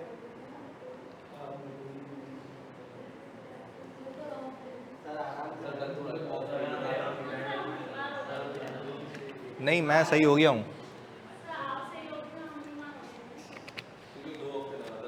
नहीं होंगे।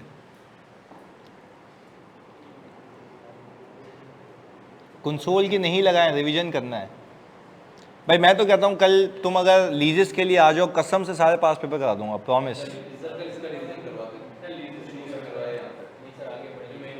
इसका रिवीजन तो मैं करा दूंगा, उसका मसला नहीं है। कंसोल तो रिवाइज कर लेना, बट मेरी अपनी पर्सनल सजेशन है आपको कि आप कल आएँ तो मैं लीज के पास पेपर क्लास में टाइम मैनेजमेंट के साथ कराऊंगा 1.5 घंटे में। देखो तुम्हारी विश है, मतलब ये आपकी विश है, आप जितना डिले करेंगे, मैं ये सोचूंगा कि आप चाह रहे हैं कि मैं पास पेपर रिकॉर्डेड दे दूं, तो फिर आप क्या चाह रहे हैं?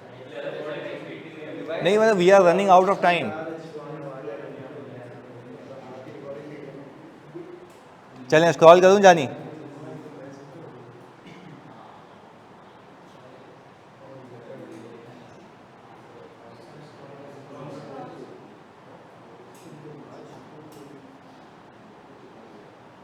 अच्छा वही बात है, अगर यही चीज़ सब्सिडरी किसको बेचता तो यही एडजस्टमेंट नेट एसेट्स में होती 90,000 की, क्योंकि वही जब बाकी गेन बचेगा वही रिवर्स करूंगा मैं अनरियलाइज।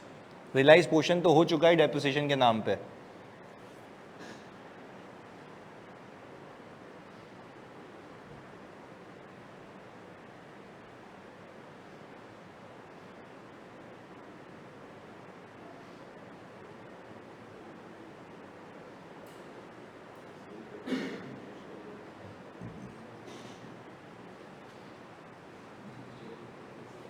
हाँ जानी स्क्रॉल करूं?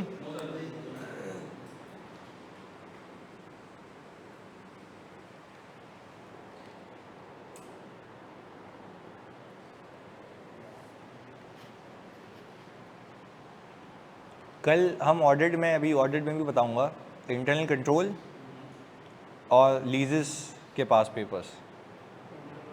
कल आओगे लीजेस के पास पेपर कराऊंगा, उसी टाइम समरी दूंगा लीज की 1 पेज की, सारे कॉन्सेप्ट 1 पेज पे होंगे, वो रिवाइज कर लेना, सही है। कल कंसोल की नहीं होगी, फिर लीज होगा बस। ऑडिट में इंटरनल कंट्रोल की 2.5-3 घंटे की क्लास लगाऊंगा, जिसमें 2 साइकिल्स भी कराऊंगा, और जब तक इंटरनल कंट्रोल की टेस्टिंग सिखाऊंगा जब तक तुम्हारा हाथ सेट नहीं होता, सही है। डीड बन के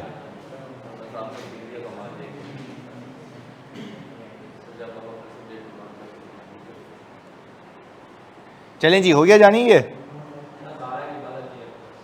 ओके सर।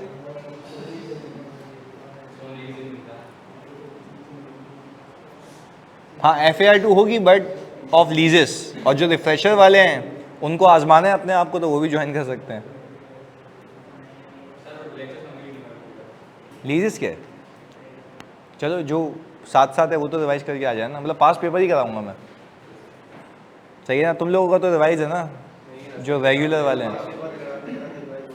हाँ खाली एक बार जनरल घुमा के आ जाना बस। हाँ पर ये कि तुम्हें कॉन्फिडेंस आएगा कि तुम रिवाइज करके आओगे कि भाई सही है मुझसे हो रहे हैं, सही है। 10 मिनट में 10 सवाल, चलो जी चले आगे जानी। मैं तो चाह रहा हूँ कि पास पेपर तक पहुँचा दूँ आज। हाँ डन, चलें भाई। हमने कहा different forms of consideration for acquisition of investment. अब ज़रा ये मज़े की चीज़ यहाँ से शुरू होगी। मैंने ये कहा कि सर आप जब किसी कंपनी के शेयर्स खरीदते हैं तो आप किस किस तरीके की कंसिडरेशन दे सकते हैं, आज उस पर बात हो रही है। यानी फॉर एग्जांपल आपने एक एंट्री सीखी थी मेरे साथ, इन्वेस्टमेंट डेबिट कैश क्रेडिट, यही सीखी थी ना। ये हम कह रहे थे इसका नाम था कैश कंसिडरेशन।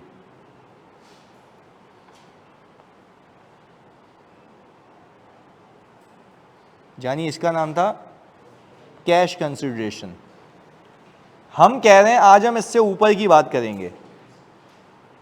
हम कह रहे हैं लाजमी नहीं है कि किसी कंपनी को खरीदने के लिए कोई कैश कंसिडरेशन दी जाए, आप अपनी कंपनी का पीपी भी दे सकते हैं। किसको दे रहे हैं पीपी? नहीं, शेयर होल्डर को। यही सिखाना है। ये ट्रांजैक्शन शेयर होल्डर से है ताकि वो अपनी कंपनी आपको टिका के शार्ट हो जाए। बात समझ आ रही है? That's why I am telling this concept. फिर रिपीट कर रहा हूं, आप अभी सामने वाली कंपनी के शेयर्स खरीदने के लिए शेयर होल्डर को अप्रोच कर रहे हैं, उसको कह रहे हैं कि भाई मुझे शेयर्स दे सब्सिडरी के और यहां से निकल। अब तक हमने सिर्फ उसको कैश दिया था, आज हम कह रहे हैं तुम हमारी कंपनी का पीपी भी ले जाओ, पर this has nothing to do with subsidiary. ये ट्रांजैक्शन सब्सिडरी से, हम अपनी कंपनी का पीपी निकाल के शेयर होल्डर को देंगे, हम बोलेंगे तुम जानो तुम्हारा काम जाने। ये पीपी सब्सिडरी के पास नहीं जा रहा। जैसे कि मैं शेयर्स खरीदता हूं तो पैसे किसके पास जाते हैं? शेयर होल्डर के पास, सब्सिडरी के पास। तो पहले बताओ एक फिनोमेना समझ आया? और फिनोमेना ये है कि हम ये सीख रहे हैं कि मुझे इन्वेस्टमेंट की वैल्यू यानी शेयर्स खरीदने के लिए लाजमी नहीं है सिर्फ कैश देना हो, अदर कंसिडरेशंस भी हो सकती हैं, तो वो सीख रहे हैं आज। एग्रीड? पक्की बात है। चलें अब देखिएगा एक एक करके। मैंने ये कहा हम हेडिंग डालते हैं यहां पे कैश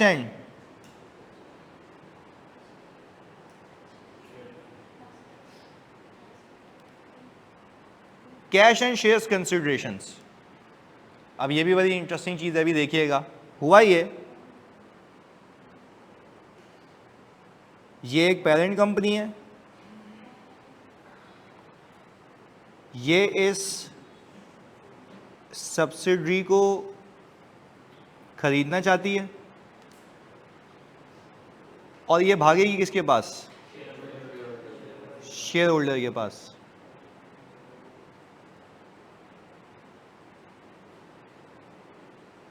अच्छा जी, ये जो शेयर होल्डर भाई हैं, ये इस सब्सिडरी के कोई 80% शेयर्स लेके बैठे हुए हैं। 80% शेयर्स। और मैंने कहा इसके टोटल शेयर्स कितने हैं, तो हमने कह दिया कि इस कंपनी के टोटल शेयर्स हैं कोई 1 लाख। सही है भाई? अच्छा, अब हमने कहा कि मुझे अगर इसके 80% शेयर्स चाहिए, तो मैंने इसको अप्रोच किया, तो इसके 80% शेयर्स बन गए 80,000। ऐसा ही है? अच्छा, अब थोड़ा सा दिमाग खुला रखना है यहाँ पे, तो फोकस के साथ। हाँ ओके, तो हमने कहा कि यार 80,000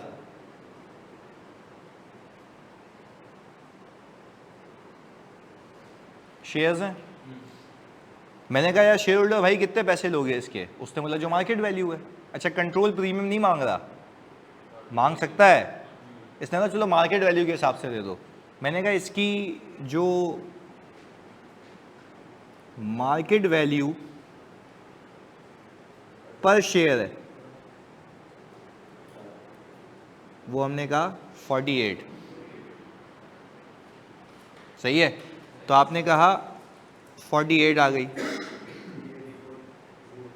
कितनी आ गई?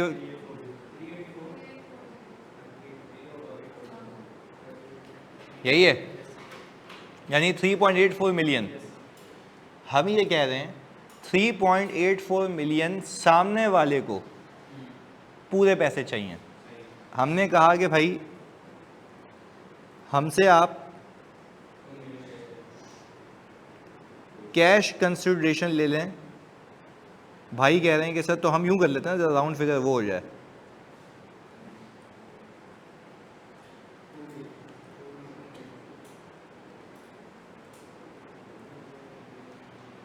सही है। अच्छा ये तो चले गए कैश में, ये बच गई remaining consideration to be settled. अच्छा हमने कहा रिमेनिंग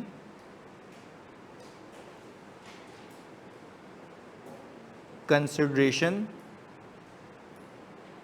टू बी सेटल्ड, ये पैसे भी मुझे सेटल करना बाकी हैं। सही है भाई, वो मांग रहा है पैसे। मैंने कहा यार शेयर होल्डर भाई ये तो पैसे नहीं है, तो उसने बोला भाई शेयर्स भी नहीं है, फिर ये तो आपने पूरे करने हैं। तो मैंने कहा यार एक काम कर लो शेयर होल्डर भाई, मेरी कंपनी के शेयर्स ले लो। थोड़ा समझते हैं इस बात को। मैंने कहा शेयर होल्डर भाई तुम अपने 80,000 शेयर्स मुझे दो, मैं बन जाऊंगा सब्सिडरी का मालिक, मैं बन जाऊंगा सब्सिडरी का मालिक। पहले बताओ ऑनलाइन वालों, यहाँ तक साथ तुम्हें भी ये बात समझ आ रही है? मुझे 80% शेयर्स एक्वायर करने के लिए पैसे चुकाने हैं 3.84 मिलियन, जिसमें से मैं 184 समथिंग दे चुका हूँ। रिमेनिंग कंसिडरेशन जो बाकी है 2 मिलियन की है। मैंने कहा इसके पैसे नहीं है, आप मेरी कंपनी के शेयर्स ले लें, यानी पेरेंट के। तो शेयर होल्डर कह रहा है कि मैं आपकी कंपनी के शेयर्स लेके मुझे क्या फ़ायदा? मैं बोलूँगा दो चीज़ें, एक तो आपके पास कैश नहीं आएगा, पर मैं आपको इतने शेयर इशू करूँगा, ये पंच लाइन है इस कॉन्सेप्ट की, मैं आपको इतने शेयर इशू करूँगा कि वो आपके 2 मिलियन को पूरा कर देंगे, कि वो आपके आप उल्टा पेरेंट एंटिटी के एक माइनॉरिटी शेयर होल्डर बन जाओगे। पेरेंट एंटिटी के, बात समझ आ रही है? पेरेंट एंटिटी के माइनॉरिटी शेयर होल्डर, पर आपका सब्सिडरी से कोई ताल्लुक नहीं होगा। तो पहले बताओ क्या ऐसा हो सकता है? यस हो सकता है, पर सब्सिडरी इसकी कोई एंट्री नहीं बनाएगी। ये जो हो रहा है पेरेंट और शेयर होल्डर के बीच में हो रहा है। अच्छा अब मैंने कहा ये देखने के लिए कि यार मुझे कितने शेयर इशू करने चाहिए, तो मैंने कहा कि भाई इसकी फेयर वैल्यू पर शेयर किसकी? पेरेंट की, वो आ रही है 20 पर शेयर, 20। अच्छा तो आप मुझे एक बात बताएं, यहां पे अगर मैं इसको डिवाइड कर दूं 20 से, 1 लाख शेयर आ गए। कहने का मतलब यह है पेरेंट ने कहा था मैं उतने शेयर्स दूंगा जितने, तो आप अगर मेरे एक शेयर की वैल्यू 20 है तो मैं उससे डिवाइड करूंगा ना, तो मुझे ये समझ आ जाएगी कि मुझे कितने शेयर इशू करने चाहिए। किसको? पेरेंट को। तो मैंने प्राइस किसकी यूज की? पेरेंट की, क्योंकि शेयर्स किसके हैं? हमारे हैं। तो मैंने बोला भाई मैं अगर फॉर एग्जांपल मैं अगर 48 से डिवाइड करता, वो तो उसकी प्राइस है, तो शेयर्स तो बहुत कम आते हैं, और वो फिर मेरे 20 से मल्टीप्लाई करता, आंसर पहुंचता ही नहीं। उसको तो इतने शेयर चाहिए जिसकी इक्विवेलेंट वैल्यू 2 मिलियन हो। पहले बताओ बात समझ आई? ऑनलाइन तो प्लीज बताओ यहां तक बात क्लियर है? जल्दी से मेरे बच्चों।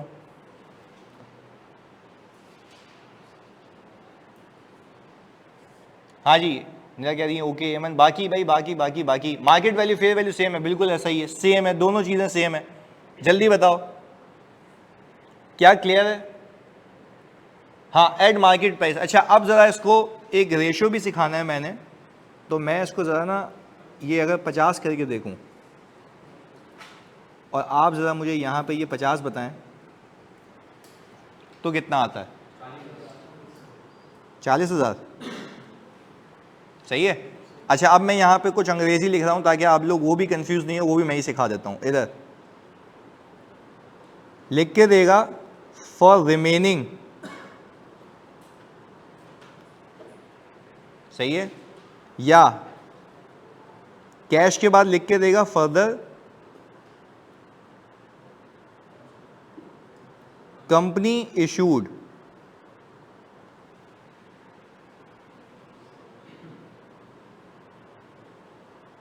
Parents shares 1 share for every 2 shares in subsidiary। अब वो ऐसे कंफ्यूज करता है ये अंग्रेजी लिख के, सुनना। वो कह रहा है एक तो कैश दे दिया, एक तो, अब देखो मैं आपको तरीका सिखाता हूं। एक तो जब कैश दिया ना तो एक मैंने एंट्री बना दी कैश क्रेडिट, कितने से?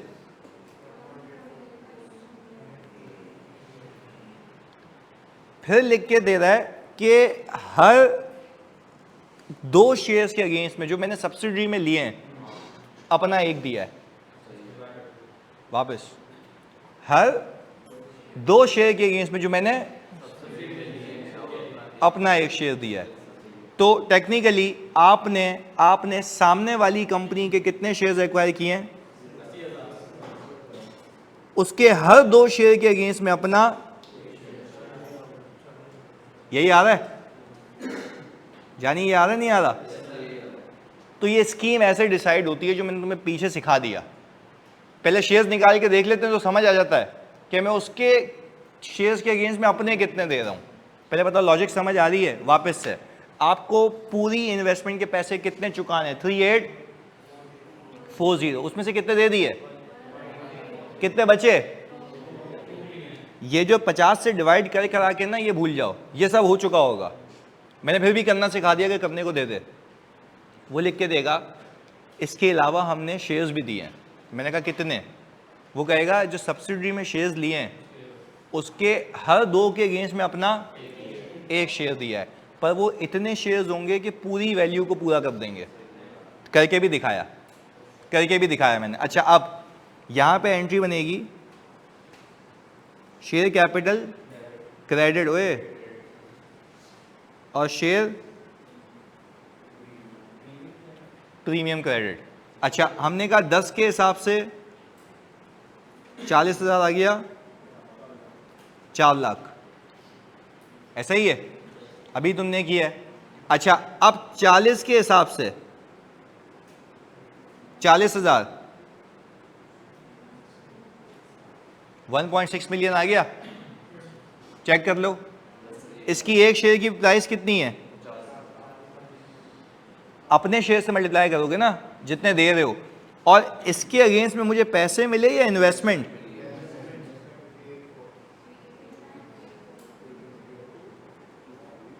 पहले बताओ कहानी समझ आती है? देखो आपने किया क्या, इस 3840 की इन्वेस्टमेंट को एक्वायर करने के लिए पैसे दिए और अपनी कंपनी के शेयर्स दिए। अपनी कंपनी के, जल्दी बताओ कितने शेयर्स दिए? 40,000। अच्छा, 40,000 निकालना तो मैंने सिखा दिया, पर वो ऐसे भी बताएगा कि जितने तुमने शेयर्स एक्वायर किए हैं उस हर 2 के अगेंस्ट में अपना एक दिया, तो तुमने number of shares to be issued निकाल लिए। वो कितने हैं? 40,000। 40,000 को किसकी वैल्यू से मल्टीप्लाई करोगे, अपनी या उसकी? अपनी, दैट इज 50।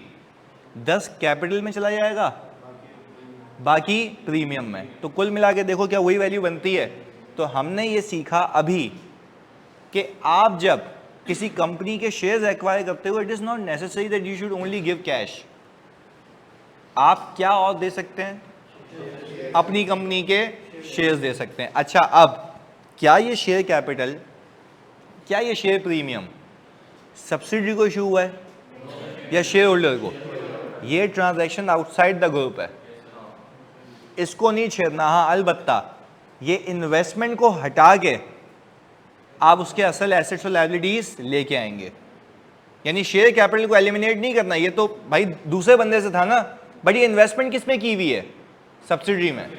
तो अब यहां से वही कॉन्सेप्ट शुरू हो जाएगा, इन्वेस्टमेंट को हटाओ और सामने वाली कंपनी के एसेट्स और लायबिलिटीज को ले आओ। मैं सिर्फ ये तुम्हें आगाही दे रहा हूं कि तुमने शेयर कैपिटल, शेयर प्रीमियम को एलिमिनेट नहीं करना। हाँ, एलिमिनेट किसको करना है, इन्वेस्टमेंट को, क्योंकि ये इन्वेस्टमेंट बता रही है कि मैंने सामने वाली कंपनी के एसेट्स लायबिलिटी सब खरीदा है, बट क्या देके, कैश और अपनी कंपनी के शेयर्स। पहले बताओ कहानी समझ आती है? अच्छा जी, अब एक सवाल सर, इस केस में शेयर होल्डर अगर ओन करे 50% प्लस शेयर पेरेंट के, तो वो उसकी सब्सिडी बन जाएगा। That is really wrong, wrong concept. वो कह रही है जैसे शेयर होल्डर अगर 50% से ज़्यादा ओन करे पेरेंट के, तो यार वो पेरेंट का मालिक है, वो सब्सिडी का मालिक नहीं है। आप लोग ये चीज़ों में फ़र्क ही नहीं समझते। कंपनी अपने नाम से इन्वेस्टमेंट करेगी ना किसी में, तो वो पेरेंट कहलाएगी। इस बात को समझें। इंडिविजुअल शेयर होल्डर अगर पेरेंट में 60% भी रखता है, तो वो इस कंपनी का कंट्रोलिंग मालिक है, पेरेंट का। तो इसका हरगिज़ ये मतलब नहीं है कि पेरेंट सब्सिडी की मालिक नहीं है। देखो, मैंने एक कंपनी में पैसा डाला 60%, मैं उस कंपनी का कंट्रोलिंग इंडिविजुअल मालिक हूँ, हाँ या नहीं? फिर मैंने क्या किया, पेरेंट से सब्सिडी खरीद ली, पेरेंट का पैसा यूज़ करके। तो क्या पेरेंट सब्सिडी का रिलेशन नहीं है? अपनी जगह है, इसका इससे कोई ताल्लुक नहीं है। दोनों को मिक्स नहीं किया करें। हम यहाँ पे इंडिविजुअल्स की बात नहीं करते हैं, कंपनी की बात करते हैं। आप कंपनी के पर्सपेक्टिव से सोचें। एमन, बात क्लियर है? जल्दी बताएं जी। हाँ, पेरेंट की बुक्स में आ रहा होगा भाई, अगर हाँ पहले से ही होगा। और अगर वो तुम्हें लिख दे कि वो भूल गया करना, तो आप करेंगे, तो ऊपर इन्वेस्टमेंट भी कम होगी। एग्रीड है ना?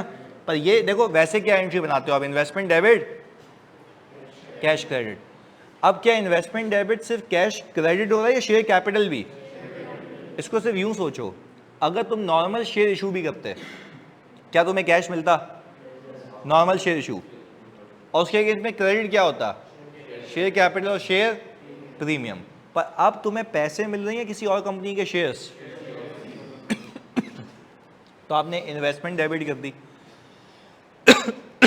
अच्छा, वो कह रही हैं कि नहीं सर, मैं ये कह रही हूँ कि शेयर होल्डर कितना ओन करेगा पेरेंट को। देखो, मैं फिर रिपीट कर रहा हूँ, ये शेयर होल्डर पेरेंट के कितने भी शेयर्स ले ले, इससे क्या पेरेंट का सब्सिडी से रिलेशन चेंज हो रहा है? मेरा सवाल है हाँ या नहीं? नहीं। देखो एमन, मैं सिर्फ ये कह रहा हूँ, मैं सब्सिडी की बात नहीं कर रही, मैं भी यही कह रहा हूँ भाई। एक इंडिविजुअल, देखो एक एग्जांपल समझो, मैंने इतने शेयर इशू कर दी है शेयर होल्डर को कि वो मेरा 50% से प्लस का मालिक बन गया, जो कि हो नहीं सकता, हो नहीं सकता। मेरा हो जाए, क्या फर्क पड़ता है? नहीं भाई, जो एक इंडिविजुअल बंदा पेरेंट को कंट्रोल करता था, वो कंट्रोल किसी और के पास चला जाएगा। पर जो पेरेंट ने अपने पैसे से, अपने नाम से इन्वेस्टमेंट की हुई है, क्या वो चेंज हो जाएगी या वो सेम रहेगी? उसने शेयर तो सरेंडर कर दिए ना कंपनी के नाम पे। सेपरेट लीगल एंटिटी होती है, कंपनी अपने नाम से करती है। तो एमन, आपको ये बात समझ आ रही है कि देखो, this has nothing to do with this accounting. भाई मैंने एक शेयर होल्डर को बोला तो मेरी कंपनी के शेयर्स ले और निकल, अपनी सब्सिडी के शेयर्स मेरे हवाले कर दे। मेरे हवाले मतलब इंडिविजुअल के हवाले या पेरेंट के हवाले? कंपनी के हवाले। अब वो सब्सिडी के शेयर्स कंपनी के नाम पे हो गए। अब मैं तुमसे पूछता हूं, क्या वो सब्सिडी पेरेंट की सब्सिडी हो गई, हाँ या नहीं? शेयर होल्डर पेरेंट का मालिक बन गया। तो अब मुझे एक बात बताओ, इससे पेरेंट सब्सिडी का रिलेशन चेंज हो गया?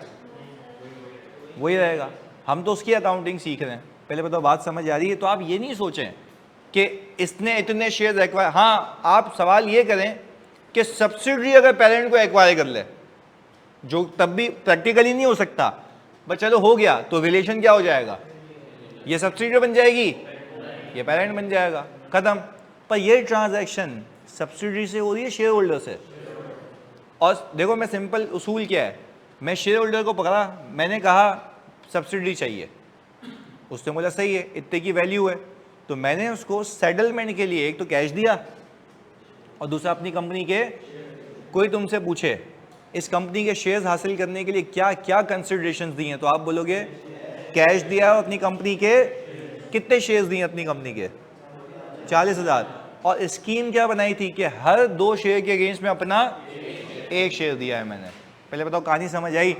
और आपने ये कह दिया है कि भाई जब आपने हर 2 के अगेंस्ट में अपना 1 शेयर दिया है तो consideration for the purpose of acquisition of investment is the sum of 2 things, cash consideration, share consideration.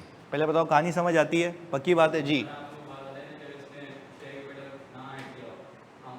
देखो अब नहीं ना, तो देखो भाई फॉर एग्जांपल वो आपको सवाल में लिख के दे कि सब पेरेंट एंटिटी ने अकाउंटिंग करते वक्त शेयर कंसिडरेशन को अकाउंट फॉर, तो ना डेबिट किया होगा ना क्रेडिट किया होगा, डेबिट भी आप करोगे क्रेडिट भी आप करोगे, तो जाहिर सी बात है, जाहिर सी बात है, जाहिर सी बात है। भाई मुझे एक बात बताओ, उसने कैश शेयर कंसिडरेशन को रिकॉर्ड नहीं किया तो इन्वेस्टमेंट सही वैल्यू पे होगी गलत वैल्यू पे?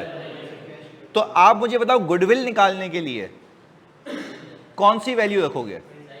सही वाली, यानी ज्यादा वाली। तो ज्यादा वाली पे पहुंचने के लिए पहले ज्यादा रिकॉर्ड तो करो और शेयर कैपिटल भी सही करो। किसका? पेरेंट एंटिटी का।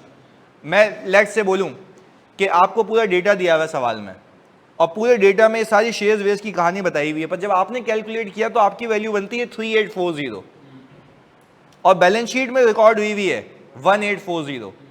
कितने का शॉर्टफॉल है? 2 मिलियन का। पर क्या 2 मिलियन से मेरा शेयर कैपिटल प्रीमियम भी कम होगा? तो आप पहले उसको सही करेंगे और फिर उसके बाद कंसोलिडेशन शुरू होगी, अदरवाइज तो आप गलत अकाउंटिंग करके बैठ जाएंगे, क्योंकि आपने इन्वेस्टमेंट को तो उतने पे लाना है जितने पे होनी चाहिए। तो बेटा पहले, अरे मेरी जान, पहले उसको वहां पे लाएगा फिर हटाएगा ना, दोनों हटेंगी। तुम देखो फिर, अबे कैश वाली तो रिकॉर्ड हुई है ना, पहले शेयर वाली रिकॉर्ड करोगे फिर दोनों को मिला के हटाओगे, ये कह रहा हूं, जल्दबाजी नहीं। मैं कह रहा हूं पहले कैश वाली हुई है, शेयर्स वाली, तो कैश वाली हुई है उसको रहने दो, शेयर्स वाली कर लो। असल इन्वेस्टमेंट अपनी औकात पे आ गई, अब ये इन्वेस्टमेंट बता रही है एसेट्स और लायबिलिटीज के पैसे हैं, अब इसको हटा के ले आओ असल एसेट्स और लायबिलिटीज। क्लियर है? तो पहले करेक्शन करो एरर की और फिर आगे लेके जाओ। क्लियर है? कोई सवाल?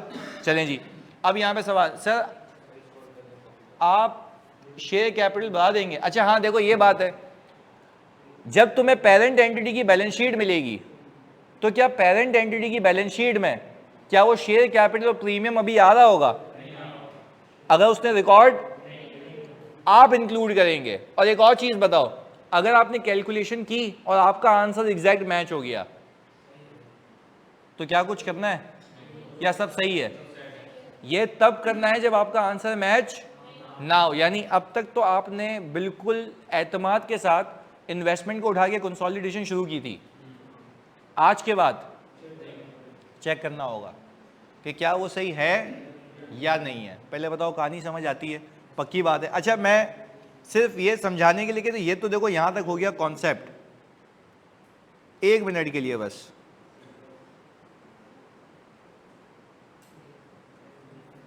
मैं जरा इसको चिपका दूं। अच्छा ये देख लो, ये भी कितने नंबर का सवाल है?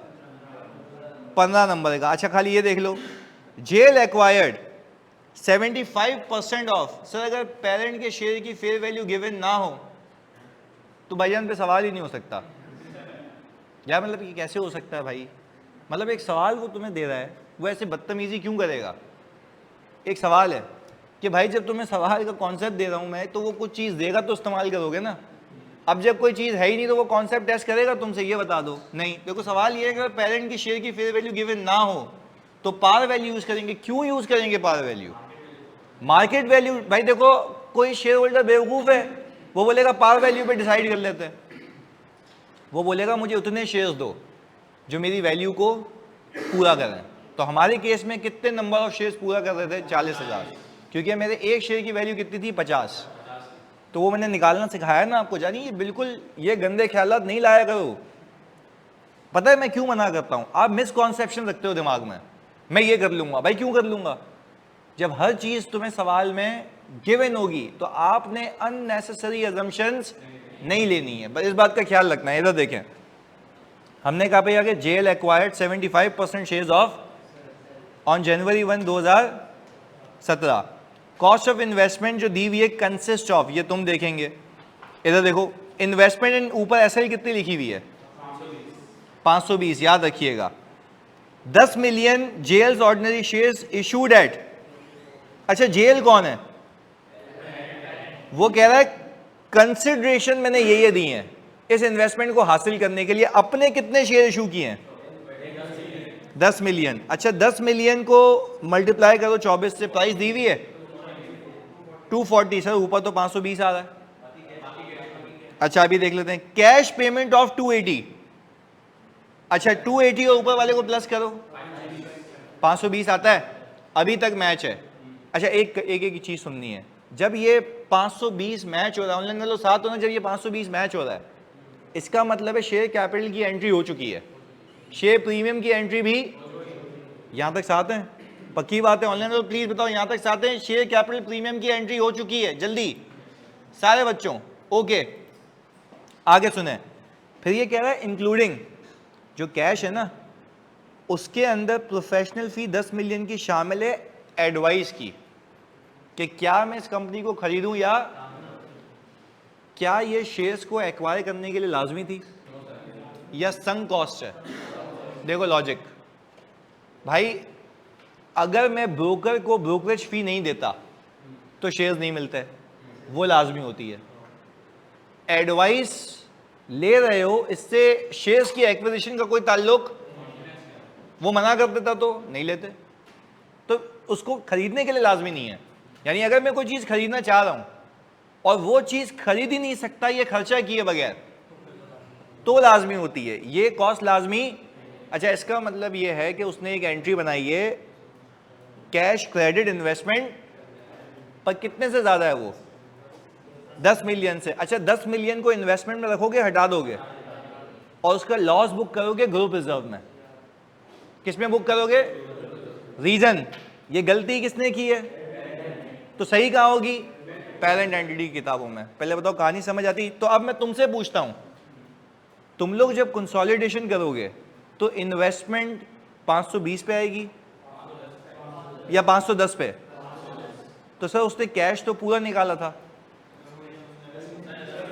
सर मुझे कैश निकालने से मसला नहीं है, डेबिट से मसला है।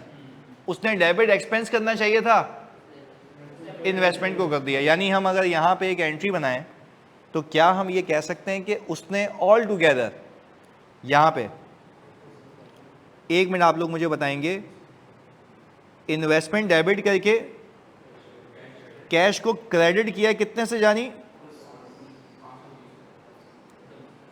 280 ये है, और एक और एंट्री बनाई है इसने,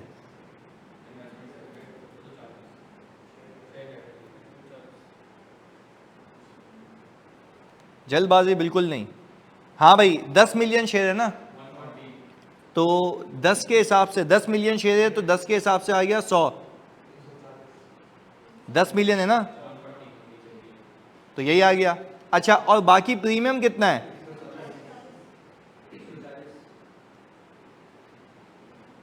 तो ये कुल मिला के, मैं आपसे एक बात पूछता हूं, उसने ये भी डेबिट किया हुआ है, इसको ये इन्वेस्टमेंट कितने की पड़ गई है? 520 की। दूसरा सवाल, इसमें पहली वाली एंट्री में गलती है कि कैश तो क्रेडिट सही हुआ है, एक्सपेंस डेबिट होना चाहिए। तो अब मैं एक एंट्री बनाऊंगा, सिर्फ ये सही हुआ है सब। अब मैं एक एंट्री बनाऊंगा एक्सपेंस या ग्रुप रिजर्व डेबिट और इन्वेस्टमेंट 10 से, बस आगे का सवाल सेम है। एग्रीड? ये बात याद रहेगी। अभी 2 फॉर्म ऑफ कंसिडरेशन सिखाई है, आगे जाके इसके अंदर IFRS 9 भी डाल दूंगा। कैसे? सुनो, मैं अपनी कंपनी की डेट सिक्योरिटी इशू करवाऊंगा शेयर होल्डर को, जो कि आज तक नहीं पूछा, वो देखते हैं। सही है? तो अभी हमने सिर्फ बेसिक सीखा है कि शेयर्स कंसिडरेशन और कैश कंसिडरेशन। पहले ये करके आना है भाई, ये वाला। चलें जी, ओके, अल्लाह हाफिज़।